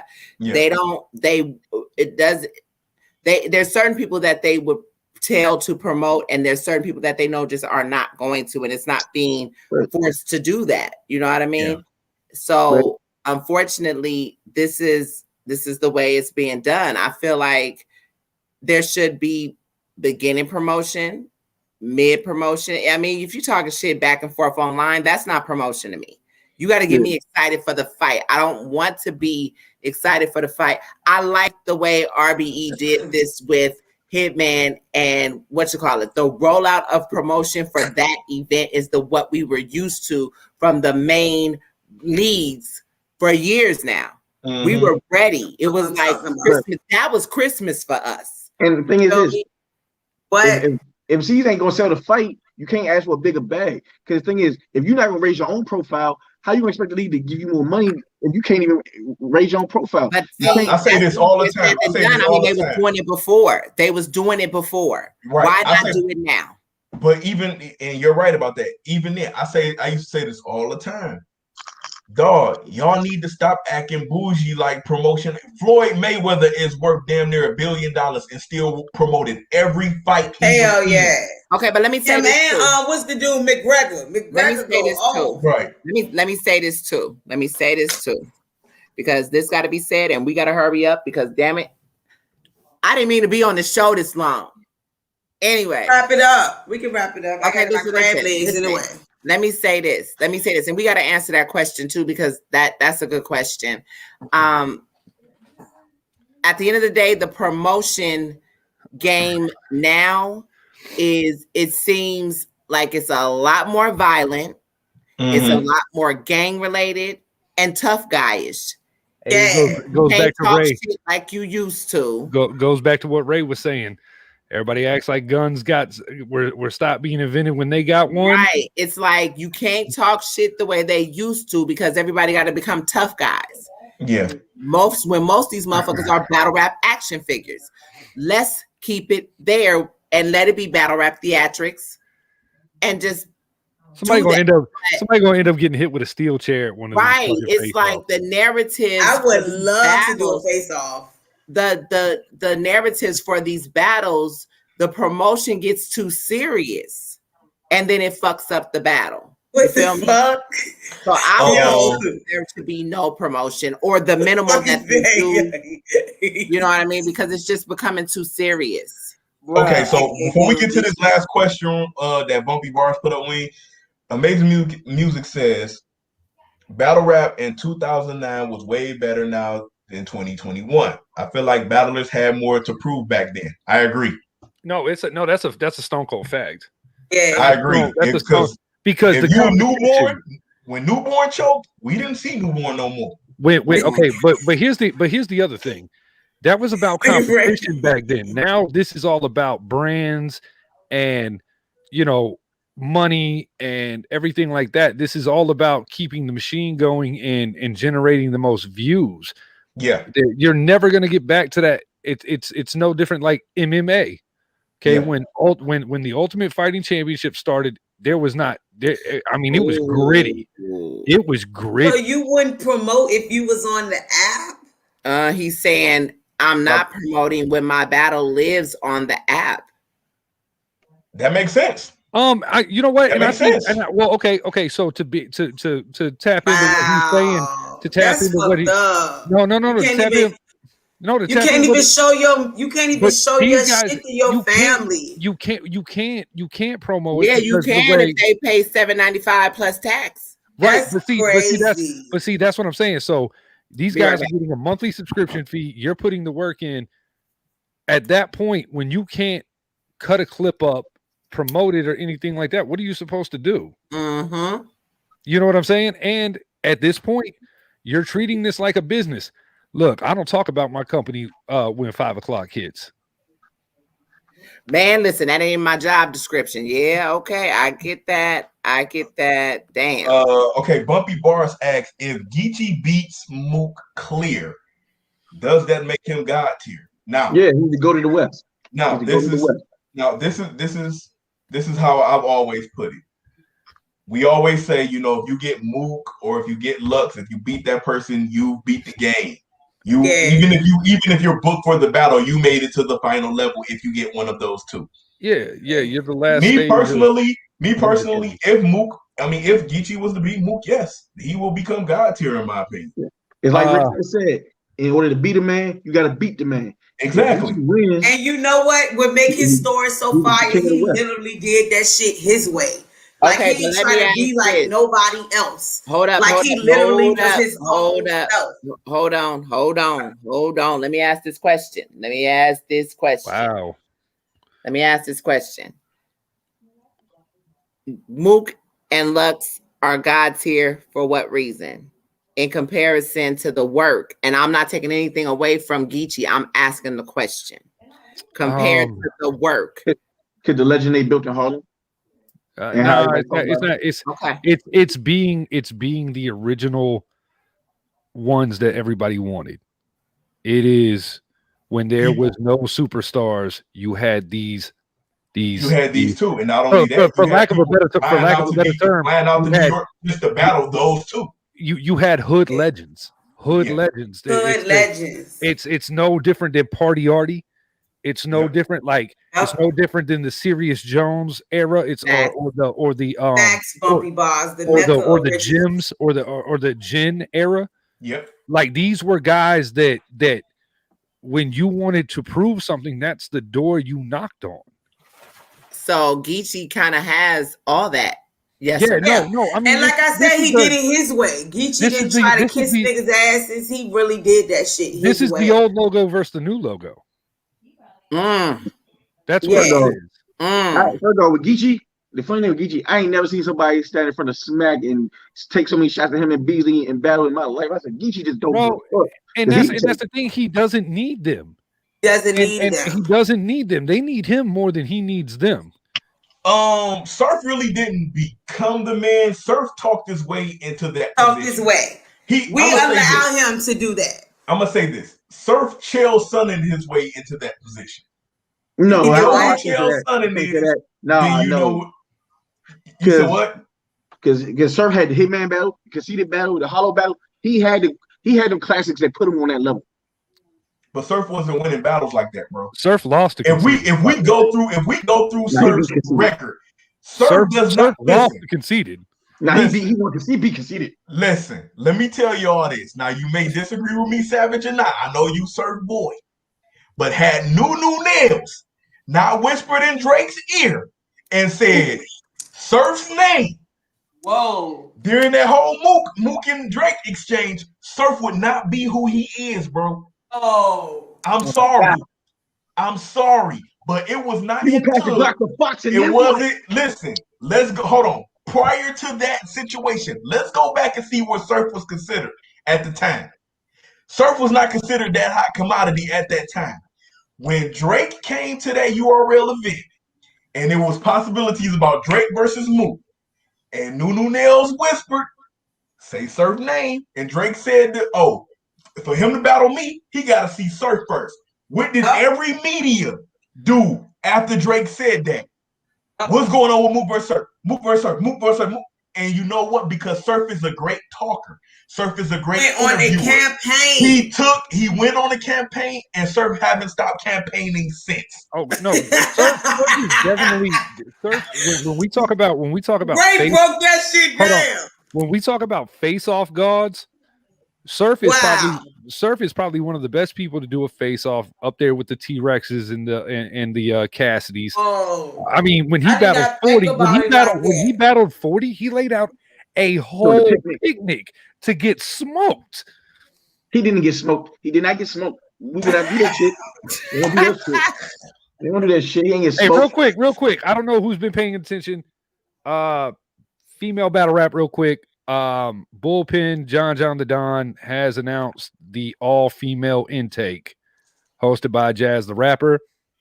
They also have another female card coming up that is going to be all-female based. So is this the wave that we're on now? Might as well. We need to be promoting. Hey, yo, Ring, try not to roll your eyes so heavy. They running out of battles. They got to have something. You say, hey, look, you like my daughter. You're like, hey, yo, Jazz, I love you, baby, but I'm gonna need you to get on the card. But it's like this. They are running out of battles. So so you got to bring these women along because they run out of battles. I want to see you battle, pretty girl. Come on now. What the fuck? A lot of these guys, like Easy and them, they've been around 6 years. Easy battled Twerk already. Easy been around since 2006. A lot of these battles have already happened. You got to bring these ladies along and get these ladies promo so you can hype them up to make more battles with the men. So it's like, damn, you build these ladies up. Now we can do more kings versus queens, shit like that. So you got to bring these ladies along because you're running out of men battles. No, amazing music. Battling for 10 years does not make you God tier. To go back to what Wing said, Wing said this a couple of episodes ago. Most of y'all are vets by tenure, not because of the work that y'all put in. So no, just because you've been battling for 10 years, it does not make you God tier. Chalupa is not a legend. Chalupa is not a legend. Hey yo, first of all, hey, Savage, me and you gonna have a conversation when we get off of here about this Surf situation. Look, man, we talked about Surf already. Surf ain't losing with Savage. Yeah. Hey, look. I'm gonna let y'all know I had Savage crying in the car earlier today. I'm not ring new shit, bullpen. Ooh, bullshit. You can't copy Respect, or do they respect Devo?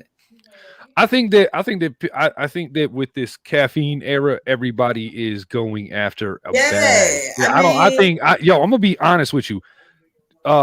2009, to go back to the comment that was made earlier, 2009 battle rap compared to 2021. Hold on, I'm gonna let you know that back then we were all a very tight knit group. Yeah. When you talk about the culture, 2009 to like 2013, 2014 really was the golden era of this. Now, bro, people will smile in your face, take your idea, run off with it, and don't give two shits. Like, this is no longer this when everybody learned how to make money off this is over.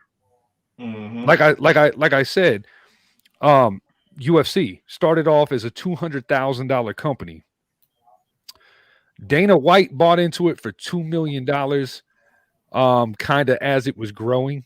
And then the Fertitta brothers turned around and flipped it for, what was it, 4.1 billion?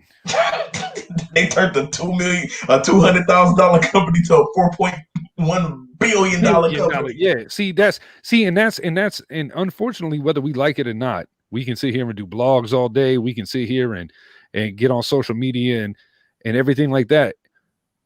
It doesn't change the fact that even us being pissed off at the way certain things are going, that we're still churning the algorithm that is making them way, way more money. Yeah. Let me answer this question. The ladies do have to be on YouTube in order for them to get some exposure. The ladies are on YouTube. Agreed. You got to find them. And let me say this: you have to be in tune. They're not on URL. They're not on Queen of the Ring. It's a lot of them that have been out here just as long as a lot of these cats. I forgot who said that earlier. Where what's that? Oh, okay. A lot of women that you may see on the cards for Queen of the Ring in sparring sessions.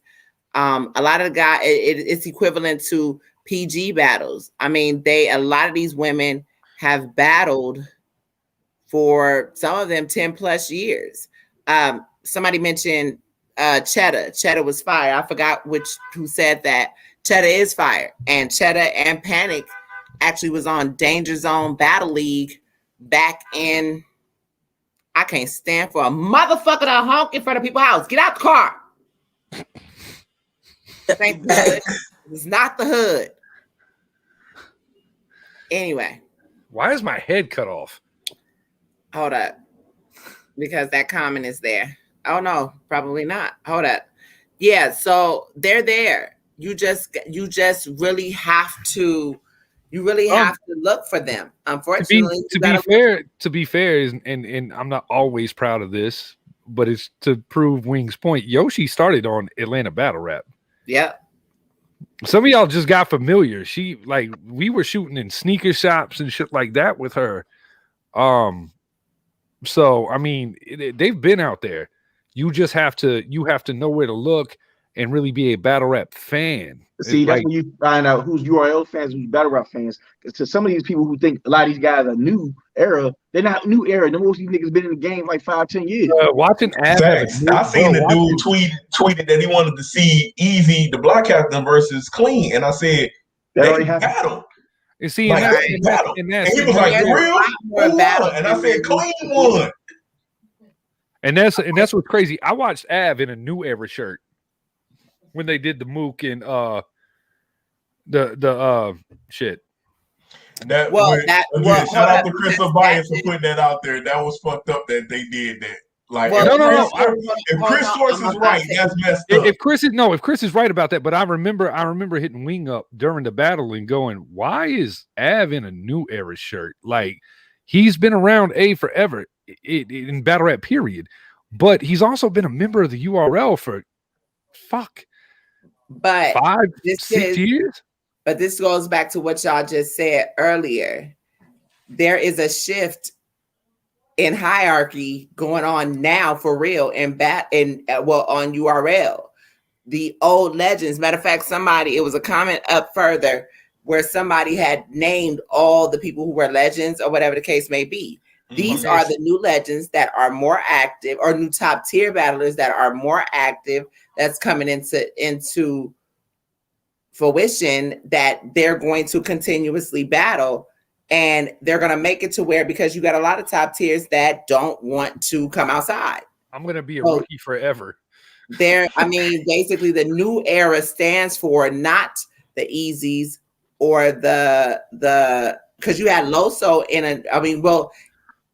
you had Loso, you had all the guys that battled that day in New Era shirts. Geechee was over there. It's a lot of them that basically are now saying, hey, we come outside.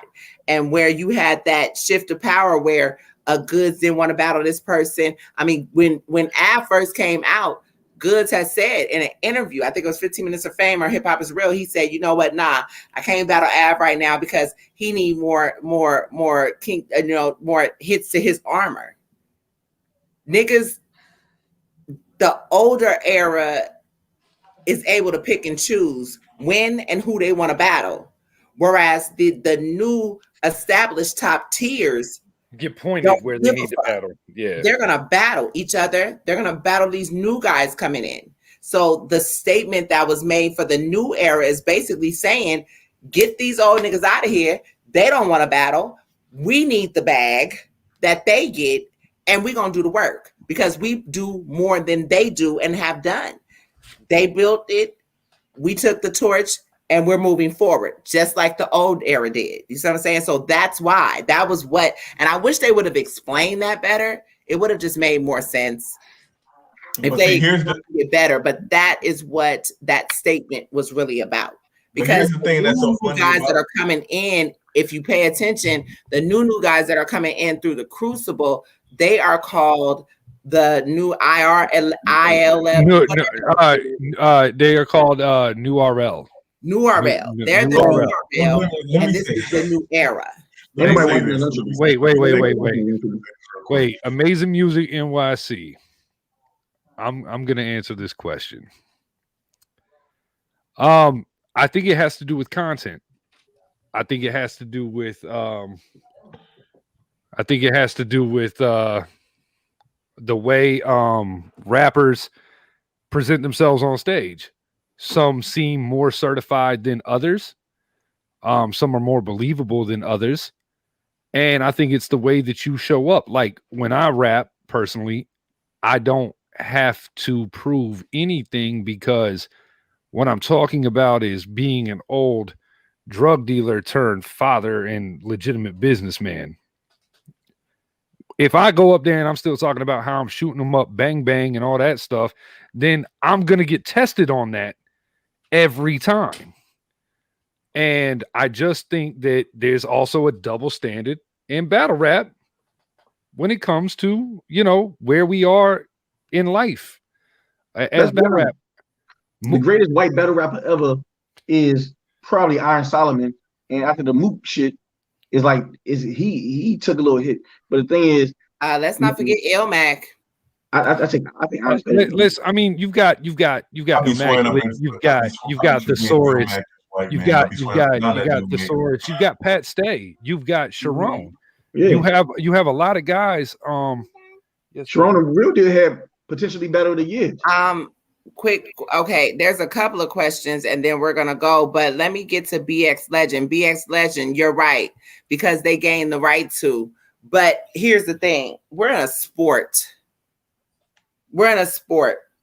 Yeah, you gain the right to who you want to battle, and what I feel like it's not even about what they earn the right to do. Mm-hmm. Yeah, I could sit back and watch and pick and choose what I want, but you got to also remember these guys' rapping style. So see, to me, that's an excuse, because I feel like at the end of the day, your rapping style. See, these guys come from an era where they was battling every 3 months, every 6 months, every year. They weren't in such a fast-paced environment as they're in right now. Right. So I feel like you can use that excuse to say, hey, I'm a wait.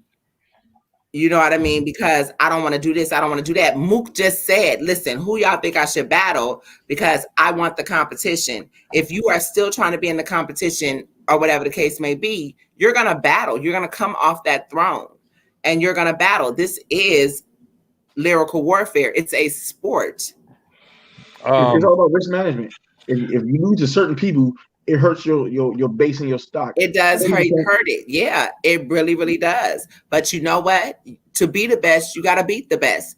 To, like y'all just said, if you are the best, you are on that chopping block. And that's for you to stay in the game and active. You may take some hits, but you know what?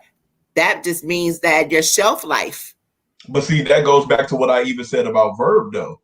Because people sat up there and killed Verb. Like I said, I never understood when people, it was like sometime last year, people was going on this whole run that Verb don't come outside. And it was like, my nigga, he's one of the legends that comes out more than anybody, regardless of if you like his style, if you think he's going to lose.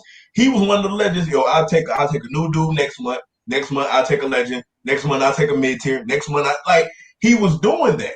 But to even piggyback off of what you're saying, to me, I feel like once you reach a certain pinnacle, you can pick and choose when you want to come off the throne. Just because everybody is hot right now or a flash in the pan right now, that ain't worth coming outside. Sometimes everybody's not worth coming outside for. Blade Brown, I disagree with you. Well, hold on. Where's Blade? Because he said Mook on the check. He wouldn't battle real sick. I disagree with that. Mook would most definitely, if the check is right and it made sense, Mook will most definitely battle real sick. Okay, wait. Let's stay in order because this one is up here. Oh, sorry. Okay, so quick why question. Why has Young Ill and Conceited battle not released? Making Moves Major answered that question. At the time, URL was trying to do a deal with HBO. And they used that specific battle as one of the battles they packaged up with. Remember, when Smack had promoted this card, he told everybody at that time that all of those battles was not going to come out. And for some reason, this is like one of them unsolved mysteries that keeps coming up every few years. Everybody wants to see the Conceited versus Young Ill battle. So much so that Conceited had even double checked with Smack before he battled Charlie Clips and said to Smack, "Are you sure you're not putting this footage out?" And Smack said no, and Conceited used a couple of lines from the Young Ill battle versus Clips on King of the Dot.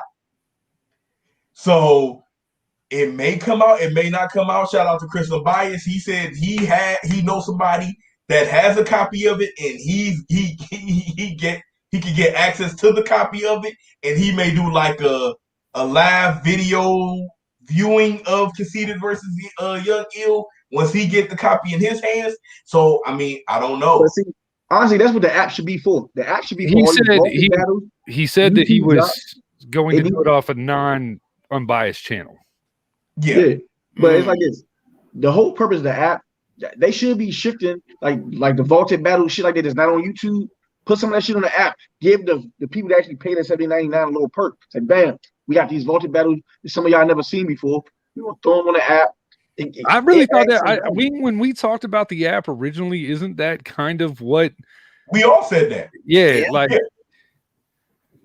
So I mean, I'm glad. I'm sorry. I'm about to answer this question right here as far as URL and RBE, but go ahead, Chris. I didn't. Sorry, no. That was it. I mean, like, I think that was when we heard of the app coming out. We really thought that that's what we were going to get. You know, we were going to get ill versus conceded. Cortez's whole career. You know, but shit like that. But okay, so Trav, listen, they should, but here's my thing. I feel like y'all are being listened to as far as RBE is concerned. Y'all need to keep adding them about newer cats, about different things, because the bottom line is at the end of the day, RBE does not want to be a league. Okay. They are a platform. They don't want to be a league. They would prefer to be the platform, less drama, whatever. The shift of the way that the culture shifts so much, it's easier to do what they're doing opposed to going back and forth. I mean, here's the thing. Like I said, I hate the URL RBE competition shit, but with things that I've seen and heard and everything else, it's hard to get away from it. I just try not to get into the politics of the bullshit, because it's how many fire battles we can see if these if these entities, if one entity didn't hate on the other or block, or I'm about to slot this hot rapper into a 5-year contract or something so nobody else could get it, or this person got enough cachet to go wherever he wants. Let's offer him some more money in a battle that he potentially wants, just to screw over this company. Like, to me, it's too much. Wayne, I don't know if Hot Hands Hanen has hit your Twitter yet, but he definitely hit mine. I said, I don't know if Hot Hands Hanen has hit your Twitter yet, but he definitely hit mine saying that we're hating on URL today, which I don't think we said anything wrong about. Ain't nobody hating on no damn URL. Listen, all I'm gonna say is that you come, whatever. I feel like that's a troll account. I try not to block people because I really like for people to give their opinions. I'm not a person to shy away from your opinion, but nobody's hating on anybody. When facts, hold on. When facts are facts, and a lot of us know the shit that we know, there is no hating. But I'm not going to use my platform to kiss nobody's ass or suck nobody's fucking dick behind some shit because you don't want to hear it. Fair enough. You feel me? At the end of the day, I would rather have the subscribers that we have, the supporters that come on here, and y'all can tell us that we full of shit, because y'all always do. I like the fact that you give your opinions, but at the same time, I'm never going to speak on, nobody up here is ever going to speak on anything we don't know. Okay? So if you feel like somebody's hating, go find the definition of hating and make sure you apply it to the right situations. Because there are things that are happening that at the end of the day, one entity is in a place where they are amazing and doing amazing shit, and shit is still happening with other people that it don't need to happen to. I think. Why is that? Since somebody is hating, answer that fucking question. Why is it that one entity chooses to say, no, we don't want this to happen? I've heard phone calls. I know what the fuck I'm talking about. I think I think it's fair to say nobody has to hate on anybody. And I mean, I would never divulge certain things because that just ain't who I am. But at the same time, when I speak on shit, when we all speak on shit, it's what the fuck we know. Go ask your favorite fucking league, why do y'all do the shit that you do? I think lot that of shit be right there in y'all faces, and y'all act like y'all can't see. And everybody is grown. Did you get your GED? Goddamn high school diploma? Did you pass the 10th grade? I think that right there in your face. And I don't mean to be so mean about it, but I'm tired of that. Well, I just think that RBE is in the solid place where it's at, where URL has moved on to this and that. RBE is still giving you consistent content that you can see for free every day. They give you solid pay-per-views. They're not doing them every month, so they're not running your pockets left and right. Right. ARP and the whole team over there, RBE, really strategically plan their events, and they come up with a solid card. URL is a shoot. Are all the battles on the card great? No, but I mean, but still, I just love the fact that they giving us shit every weekend because this is all I do. I feel like this is a terrible comparison with URL and RBE and how it seems like a beef, but there's not, because they're clearly doing two different things.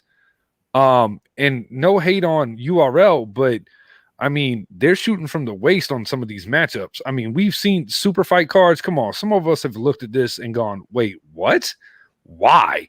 But you tell you what did. Hold on. Wait a minute. You said Riot got new fire because URL or RBE threw away their 1SKs. They threw them away. Really? That's what they did. I'm trying to figure out what. I don't get that. What basis, naked battle rapper? What basis do you have for that answer? How did they throw them away? Average about that subscribe button. No.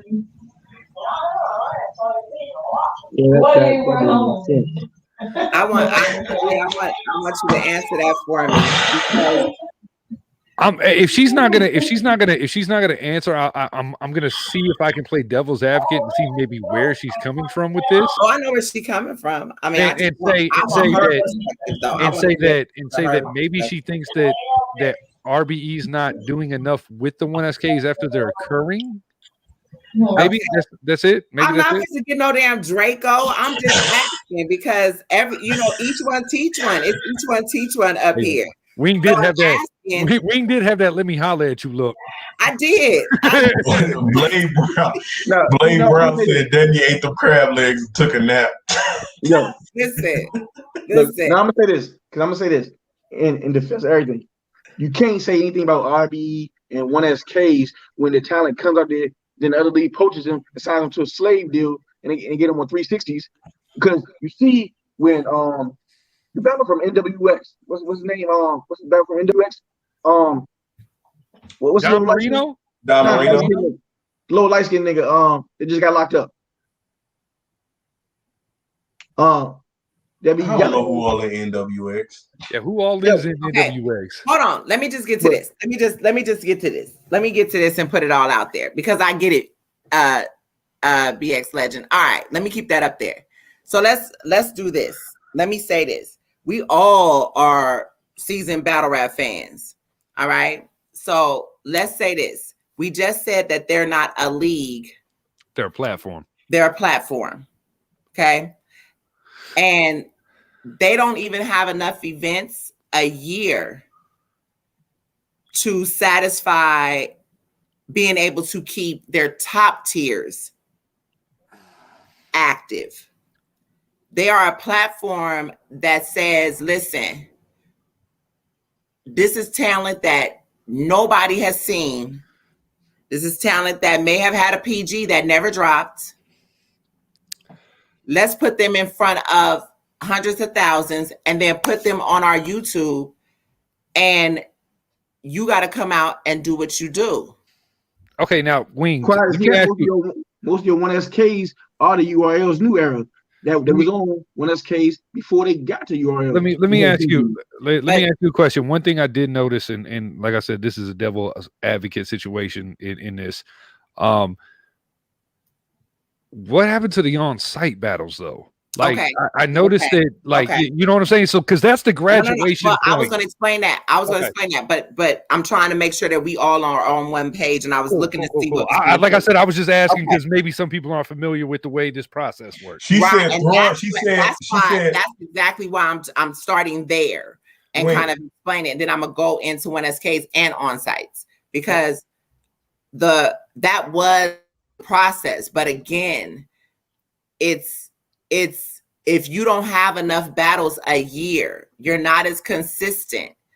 You may have 10 1SKs, but let me ask y'all a question. If them 1SKs went to an on-site, did get in an on-site, and you say, Big K, I need you to battle XYZ, is that a fair battle to you? Right. I mean, I feel you. She said throwing away their case. Really, I'm just saying I don't think they utilize the new talent as much as they could. But how do they utilize the new talent when you don't have enough events a year? The thing is, like you said, it's a platform. It's not a league. It's a platform. It's a platform. It's a showcase. This is a showcase. It's definitely a showcase. Now, let me explain. As far as now, what they did in this new year, the last event that they had, remember, Corona hit, so everybody really had to shift everything that they were doing. So now, basically, the on-sites you can't do in this new venue. There's no way. See, when we were at the music room, you could. All right, yeah, no, I feel you. You know what I'm saying? The on-site was on the floor. It was some of y'all had never been to the music room. Before that, it was a completely different venue. It was in a, wherever it wasn't. Which by the way, RIP the music room.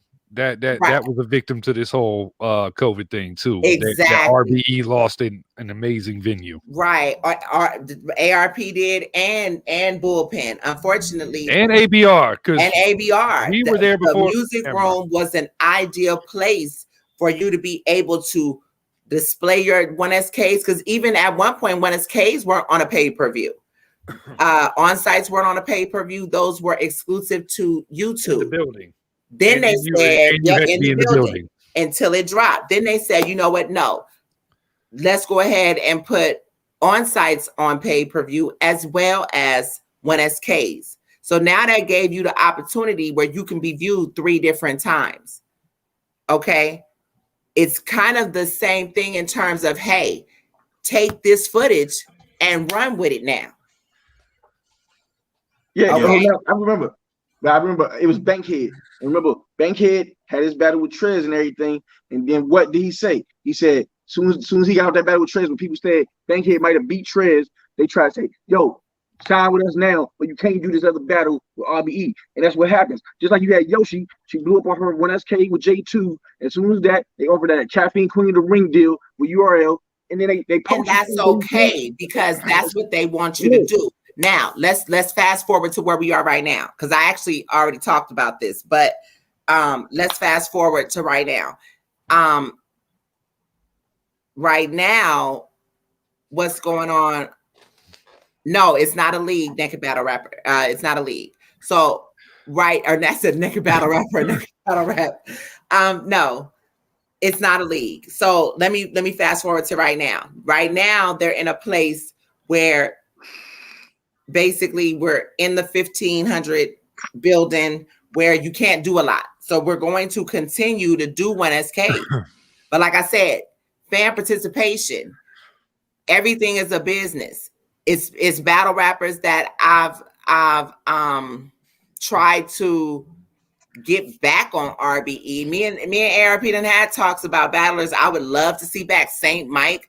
I want to see M City. I want Craig Lamar to have a second chance. But it takes you guys. It takes you guys. It takes you guys, but it also definitely, are y'all gonna pay for it? Yep. See that now they're being the key part, because we all know I still pay for the URL app. And I see the comments and how pissed the fans are when certain battles drop. Are y'all willing to support this? It's real easy to ask where and why and what if, but without the support. Yeah. Because I ain't paying $7.99 to see the Lunchables. I do not want to see the Lunchables. Okay, I get tired of Lunchable battles. I hate that shit.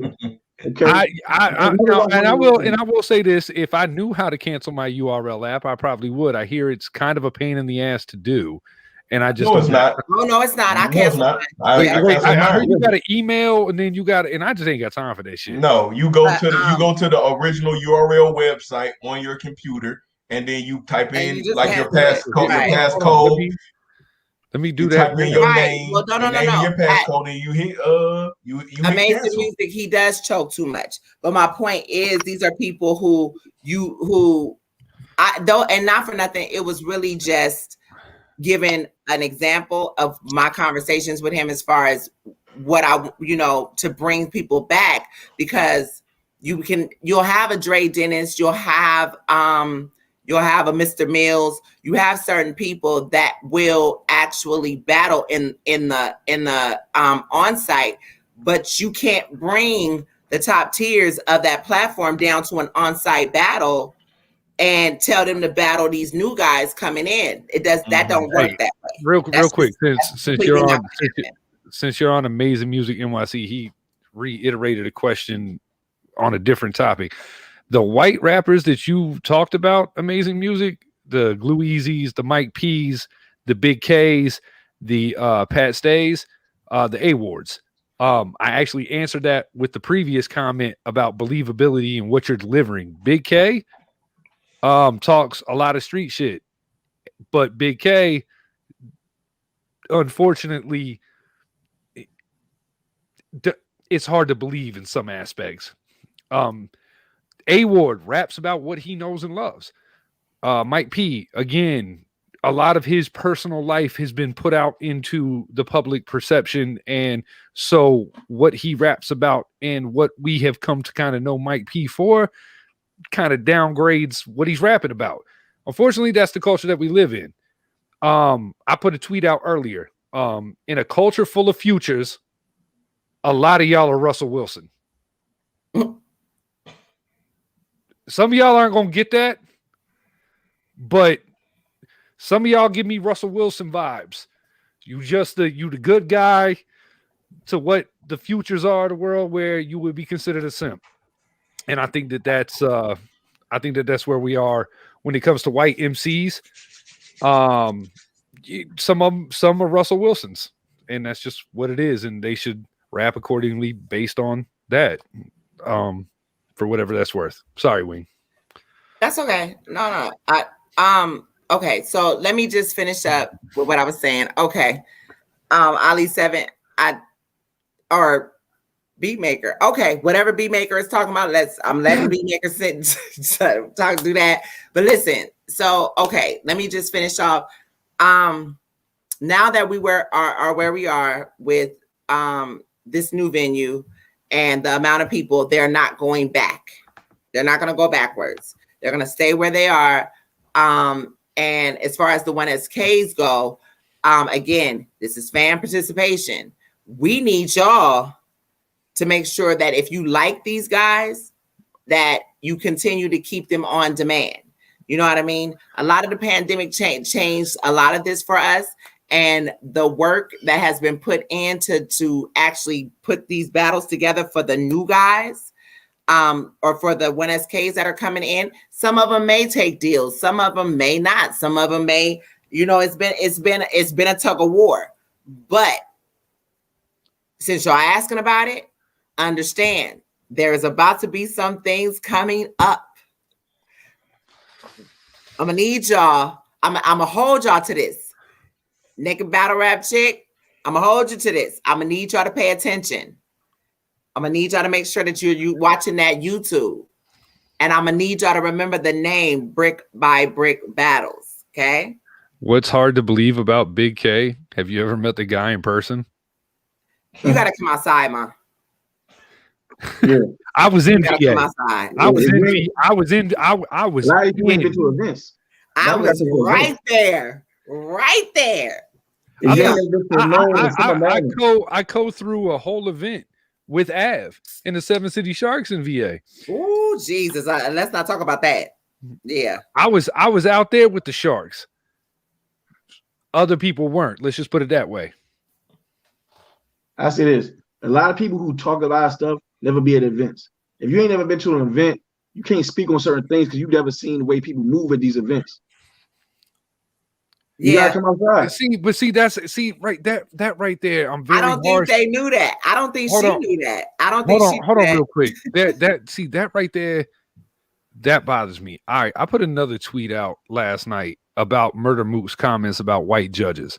But this is also the same clown that was on the King of the Dot stage ready to battle Drake. URL didn't present that to them. The closest that battle ever happened was on King of the Dot.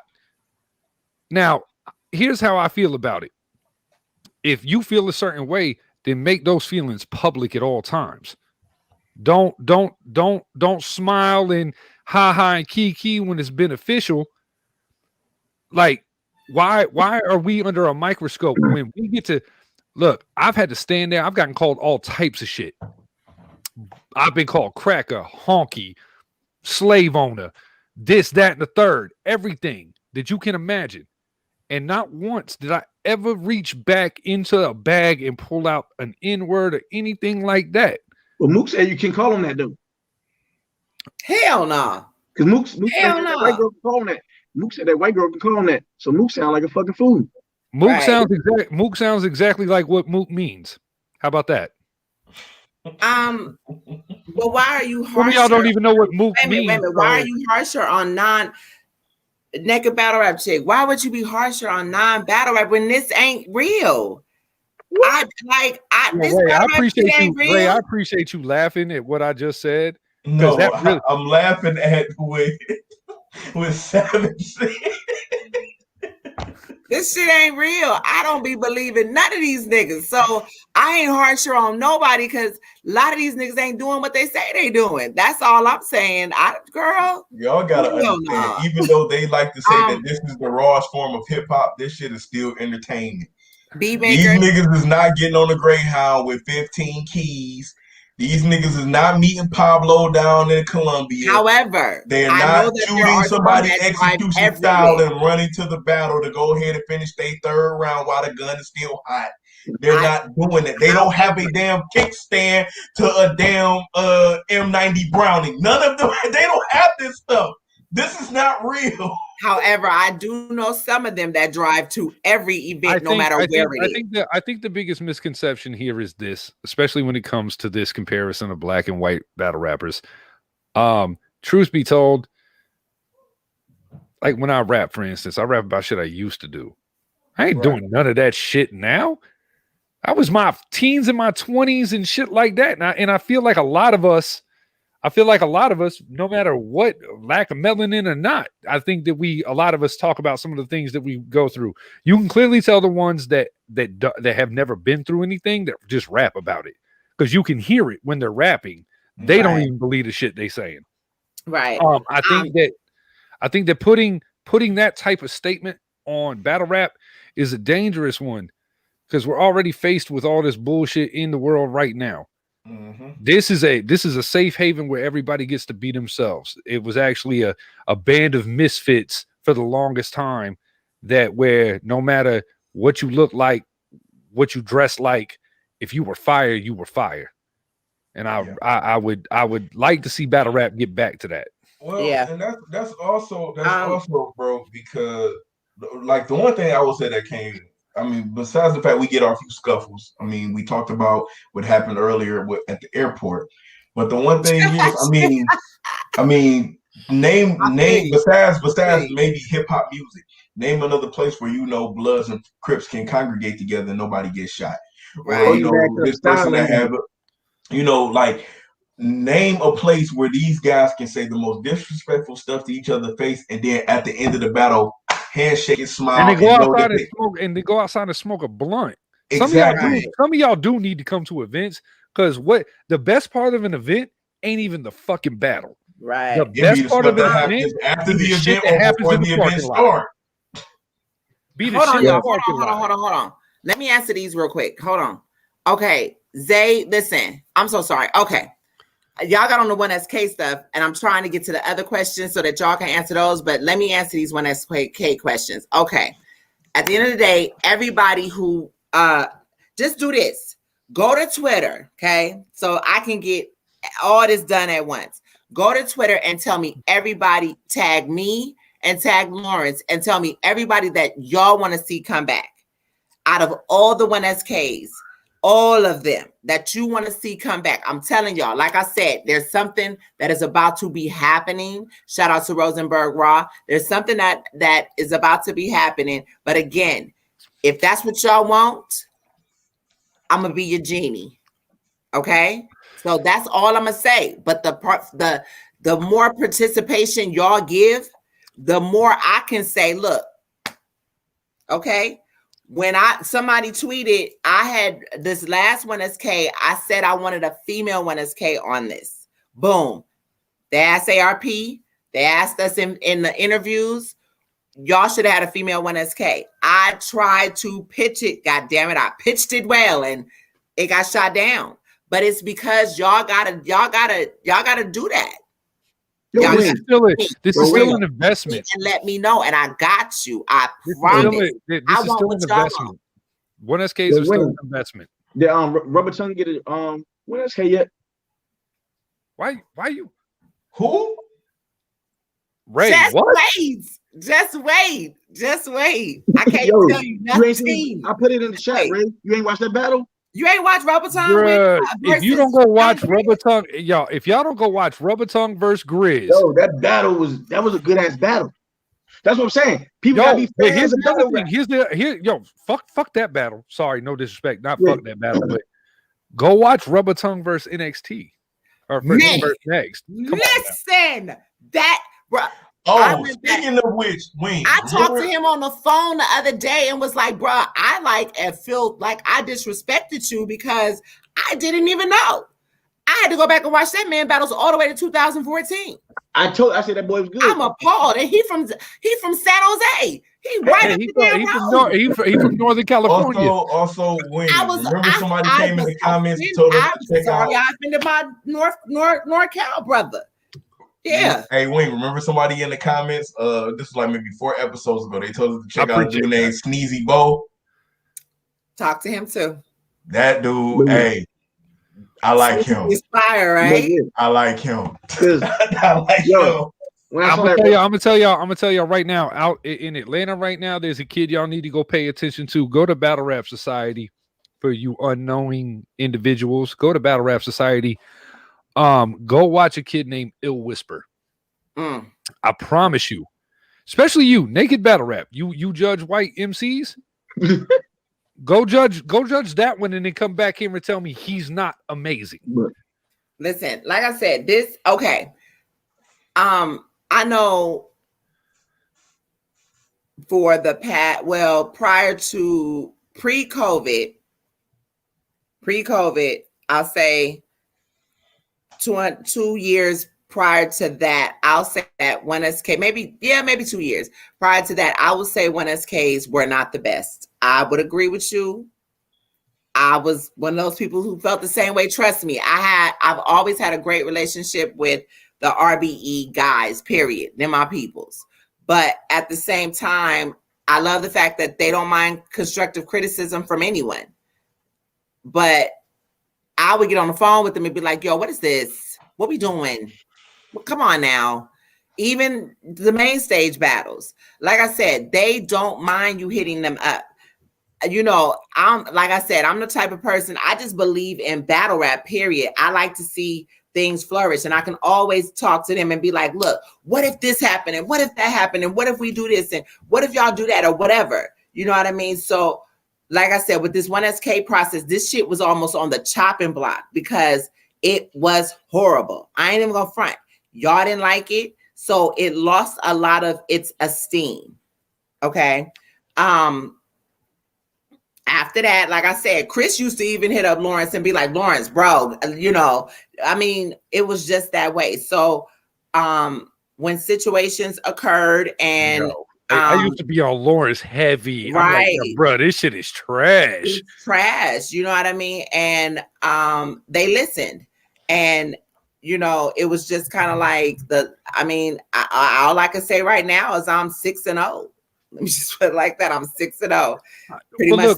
Look, I'm gonna be honest. Y'all got to give Wing her flowers when it comes to these 1SKs you're gonna be watching soon. Mainly because it's not. Hold on. Can I give you some fucking flowers? Don't interrupt my flowers. I'm sorry. All right. The reason why I say this, if you go back and look at previous 1SKs before the Wing era of the 1SK, a lot of this was about I like that. A lot of it was about personal relationships and favors and shit like that, and that's why you saw some of the shit you saw. Whereas Wing is not afraid to hit up people, like we'll hit up Ray or hit up me, or we'll send something to her and she's receptive to watching it and be like, so what do y'all think? And we're like, oh yeah, you know, but like, I mean, though she's really great with talent with her own eye, she's still not, she wants to make sure that the best product is being delivered to you guys. And that is why you're going to see such a newer version of the 1SKs. And like, if y'all want to see a whole 1SK card, support it. At Lawrence, at ARP, at Shatta, at everybody over there at RBE, and say, yo, we want to see at Lawrence. Yeah. Because basically I bring it, I already have a devised plan. I bring it to Lawrence. We brainstorm if he wants to take things out, put things in, and then he takes it to Shatta and ARP. Yeah. And I mean, it's all still a process. Yeah. But RBE is still is the last big league giving you what you actually are asking for. They will communicate with you. They'll interact with you. Yeah. And I say this, Wing is very humble and nice and sweet. When we was at Max Out, she's all about business and courteous, and she's mingling with people. It's like she's not above people. It's like she'll also slap the fucking shit out of you. Man. Stop! I don't be violent.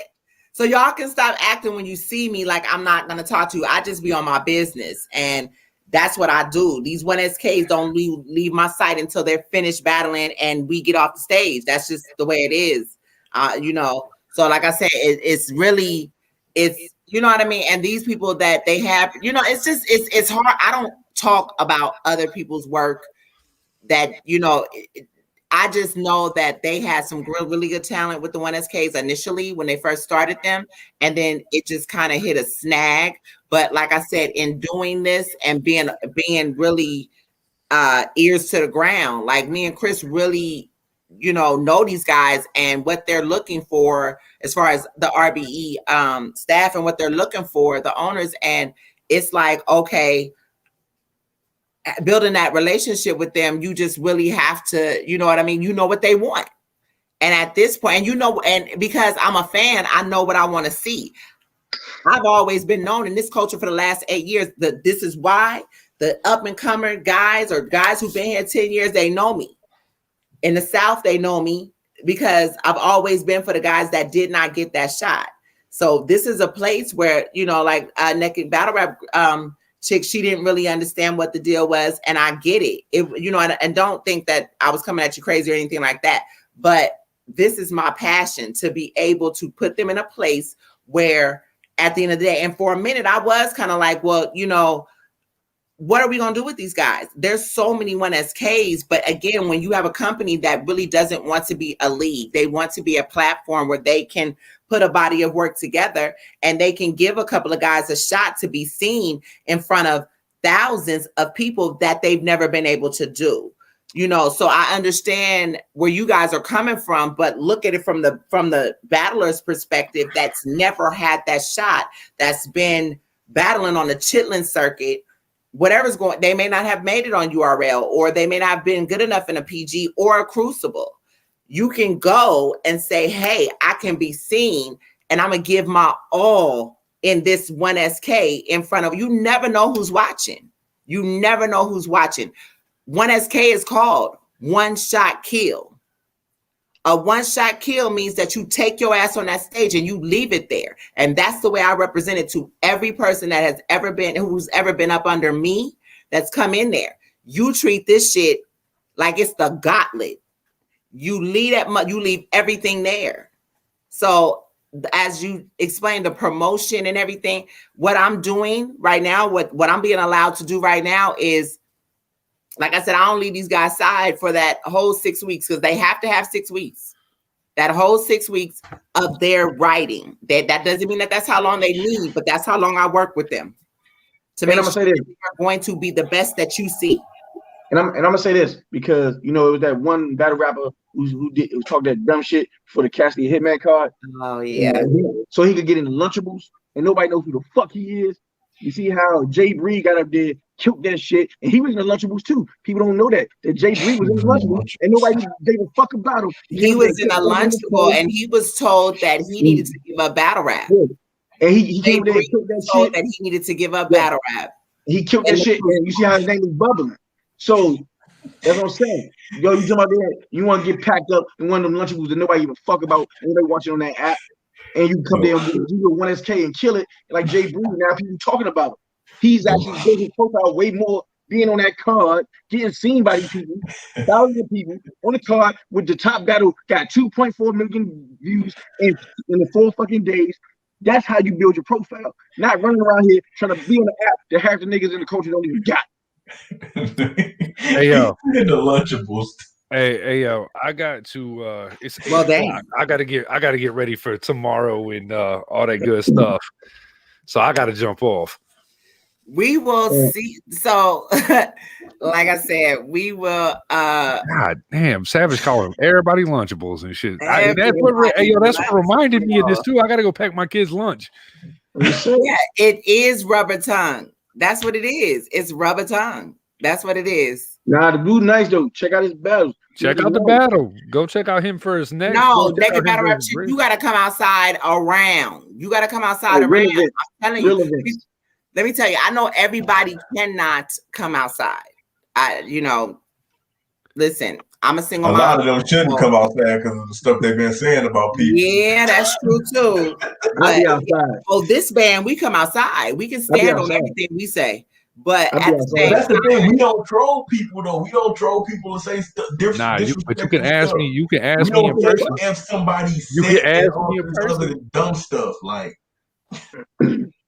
I just speak my opinion, but I be real cool. You come, I don't give a fuck if you want to rap. I'm not gonna go around and act like booyah booyah, but I ain't running. Yeah, and y'all can find me outside with a bottle of Hennessy ready to battle your favorite whoever, your mother, a rapper. It don't even matter. I do this. Chris be on his Danny Myers shit. No, this is not a whole new show, but it is been around for a while. But I'm glad you're here. Make sure you subscribe. Yo, Chris, so I wanted to ask you and Mike this question before we get out here, but Mike ain't here. Mike ain't never here when I show up. Okay, so you get one shot, one round that you want to give to somebody. Like, for a fact, like, yo, this round, I don't really want to serve this person. I know what I said. I know what I responded to on Twitter. Mm-hmm. But anybody that knows me and knows my background and some of the shit I'll just say it. I got one shot. Mm-hmm. Bring me John the Don. That's too easy. I want JC. I told Ray Math Hoffa from an entertainment standpoint. No, you said Pat Stay for entertainment standpoint. I had Pat Stay and I had Math Hoffa, but from an actual, if I had really a get it off my chest, that's what you're asking, right? Like air it out 30 clip, right? It's just, I mean, everything's gonna land. Yeah. Then anybody that knows me or any of the history with this, John the Don. There you go. Okay. I battle Math with a smoothie in 30. Hey, yo, Savage, you know what, man? I'm just glad you cut your hair, bro. You was looking rough the other day, bro. Yo. Yeah, it's God damn, you gonna do me like that though? Yeah, I just like I noticed it earlier, but I really had to let you know, bro. I forget who Mike said he would battle. That's why I said I was trying to save that question for the show. Mike said Cassidy. Mike said Cassidy. Mike should worry about Chris Petty. Okay. Oh, yo, I gotta get my 15 minutes of fame shit done. I got 45 minutes before I gotta go to work. Hey man, salute to everybody. Hey, salute to everybody. Bloggerhood. Bloggerhood. What you mean? That's what I was explaining to you. Amazing music. What I was saying was pretty much giving you that whole spiel of what's going on. Yes, I promote for them. We promote. They do the face-offs, but the promotion that you're referring to will be coming more as this. You'll see more of it. Let me just put it this way. Hey, y'all tune in. Y'all much on it, but y'all tune in later this week though for our predictions for Queen of the Ring and Ultimate Madness 3 Part 2. I thought we already did that. Mm-mm. We haven't. We did round 2 already. We did round 2. We did. Yeah, you're right. We did round 2. I wasn't there. You weren't. I was conveniently. But we also got to do Queen of the Ring. Ray, we did this bracket in the car. And they got 17 battles. Man, my bracket is dusty. Cortez dusted my bracket. Hey yo, Geechee pretty much got my dark horse out the race. The Swamp is gonna win this week, and then Chris is gonna be my new promo buddy. Oh, wait, hold on. Okay, so me and Savage got a bet because somewhere in his head, Savage honestly thinks that Swamp is going to clearly beat Nitty. I said Geechee. We bet on Geechee. Oh, yeah, sorry. Geechee, yeah. I don't. Let me shut up. No, wait, it was me and Slow Mo that got into it over Nitty and Nitty and drugs. Drugs. Yeah, just slow is like, yo, drugs is gonna smoke Nitty. And I'm like, smoke? Like, well, no, that sounds crazy. No, that's Slow Mo's pick, though. No. Yeah, no, this is fixing to get. Yo, I'm just gonna let y'all know this is gonna be wild ignorant. And if this recap, if these battles go how they're supposed to go, the recap of this is gonna be something y'all are definitely gonna want to tune into. Amazing music. If he's battling them back to back like that, Lux is guaranteed to lose one or two of those battles. Lux is guaranteed to lose me to going to sleep. When Swamp beats Geechee, I'm coming on here with a scarf and some cognac. I want you to know that. Miss Katie, I need to have you up here. When it does, hey yo, have you up here this week. Okay. Hey yo, when it's China, I need to have you up here this week. What's up, China? When this doesn't, make sure she pull up because we got to do the Queen of the Ring card. I'm gonna be on my yak and my yak. Yeah, Diablo will be up here. Iana be up here. I'm gonna be on my Shannon Sharp shit. To be up here. I need China. I need you to definitely pull up, and I got something real special for you for my 15 minutes of fame. I'll tell you when to watch it. But yeah. All right, let's get out of here, y'all. That's it, man. The Breakdown Crew. Savage Vandross on YouTube. When are we coming back? Did y'all say? Wednesday. At what time? Y'all know y'all be on some, real nigga time. Wednesday, 6:30 Eastern. Yeah, that sounds good. That sounds about right. Oh, y'all petty. True Nasty, don't be tagging me to no shit like that. That nigga already don't like me. Who? So yeah, Wednesday night, the Breakdown Crew, 6:30. Somebody said something about his car getting shot up. Whose car is getting shot up? Back then. Who? Nobody. Look, anyway. I know. I thought somebody said Chris's car got shot up. Boy, my car ain't never been shot up. Rain on me. Listen. I shoot back. Jay, cut it out. Leave China alone. Leave her alone. All right. So Wednesday, 6:30 Eastern time, the Breakdown Crew. We're back. I'm sure a lot of them are gorgeous. What do you mean are they cute? A lot of them are gorgeous, especially if you a lot of dark skinned mommies. Yes, they are very. I'm not gonna hold you. This is an attractive Queen of the Ring class. I'm not. Yes, it is. But see how y'all just did that was somebody else's question or statement was about that. I gotta go. God damn it, money. Yes, can we just sign off? We got Wednesday. Goodbye, y'all. Hold on, Easy. Hold on. Later. Now, Mike ducks this too.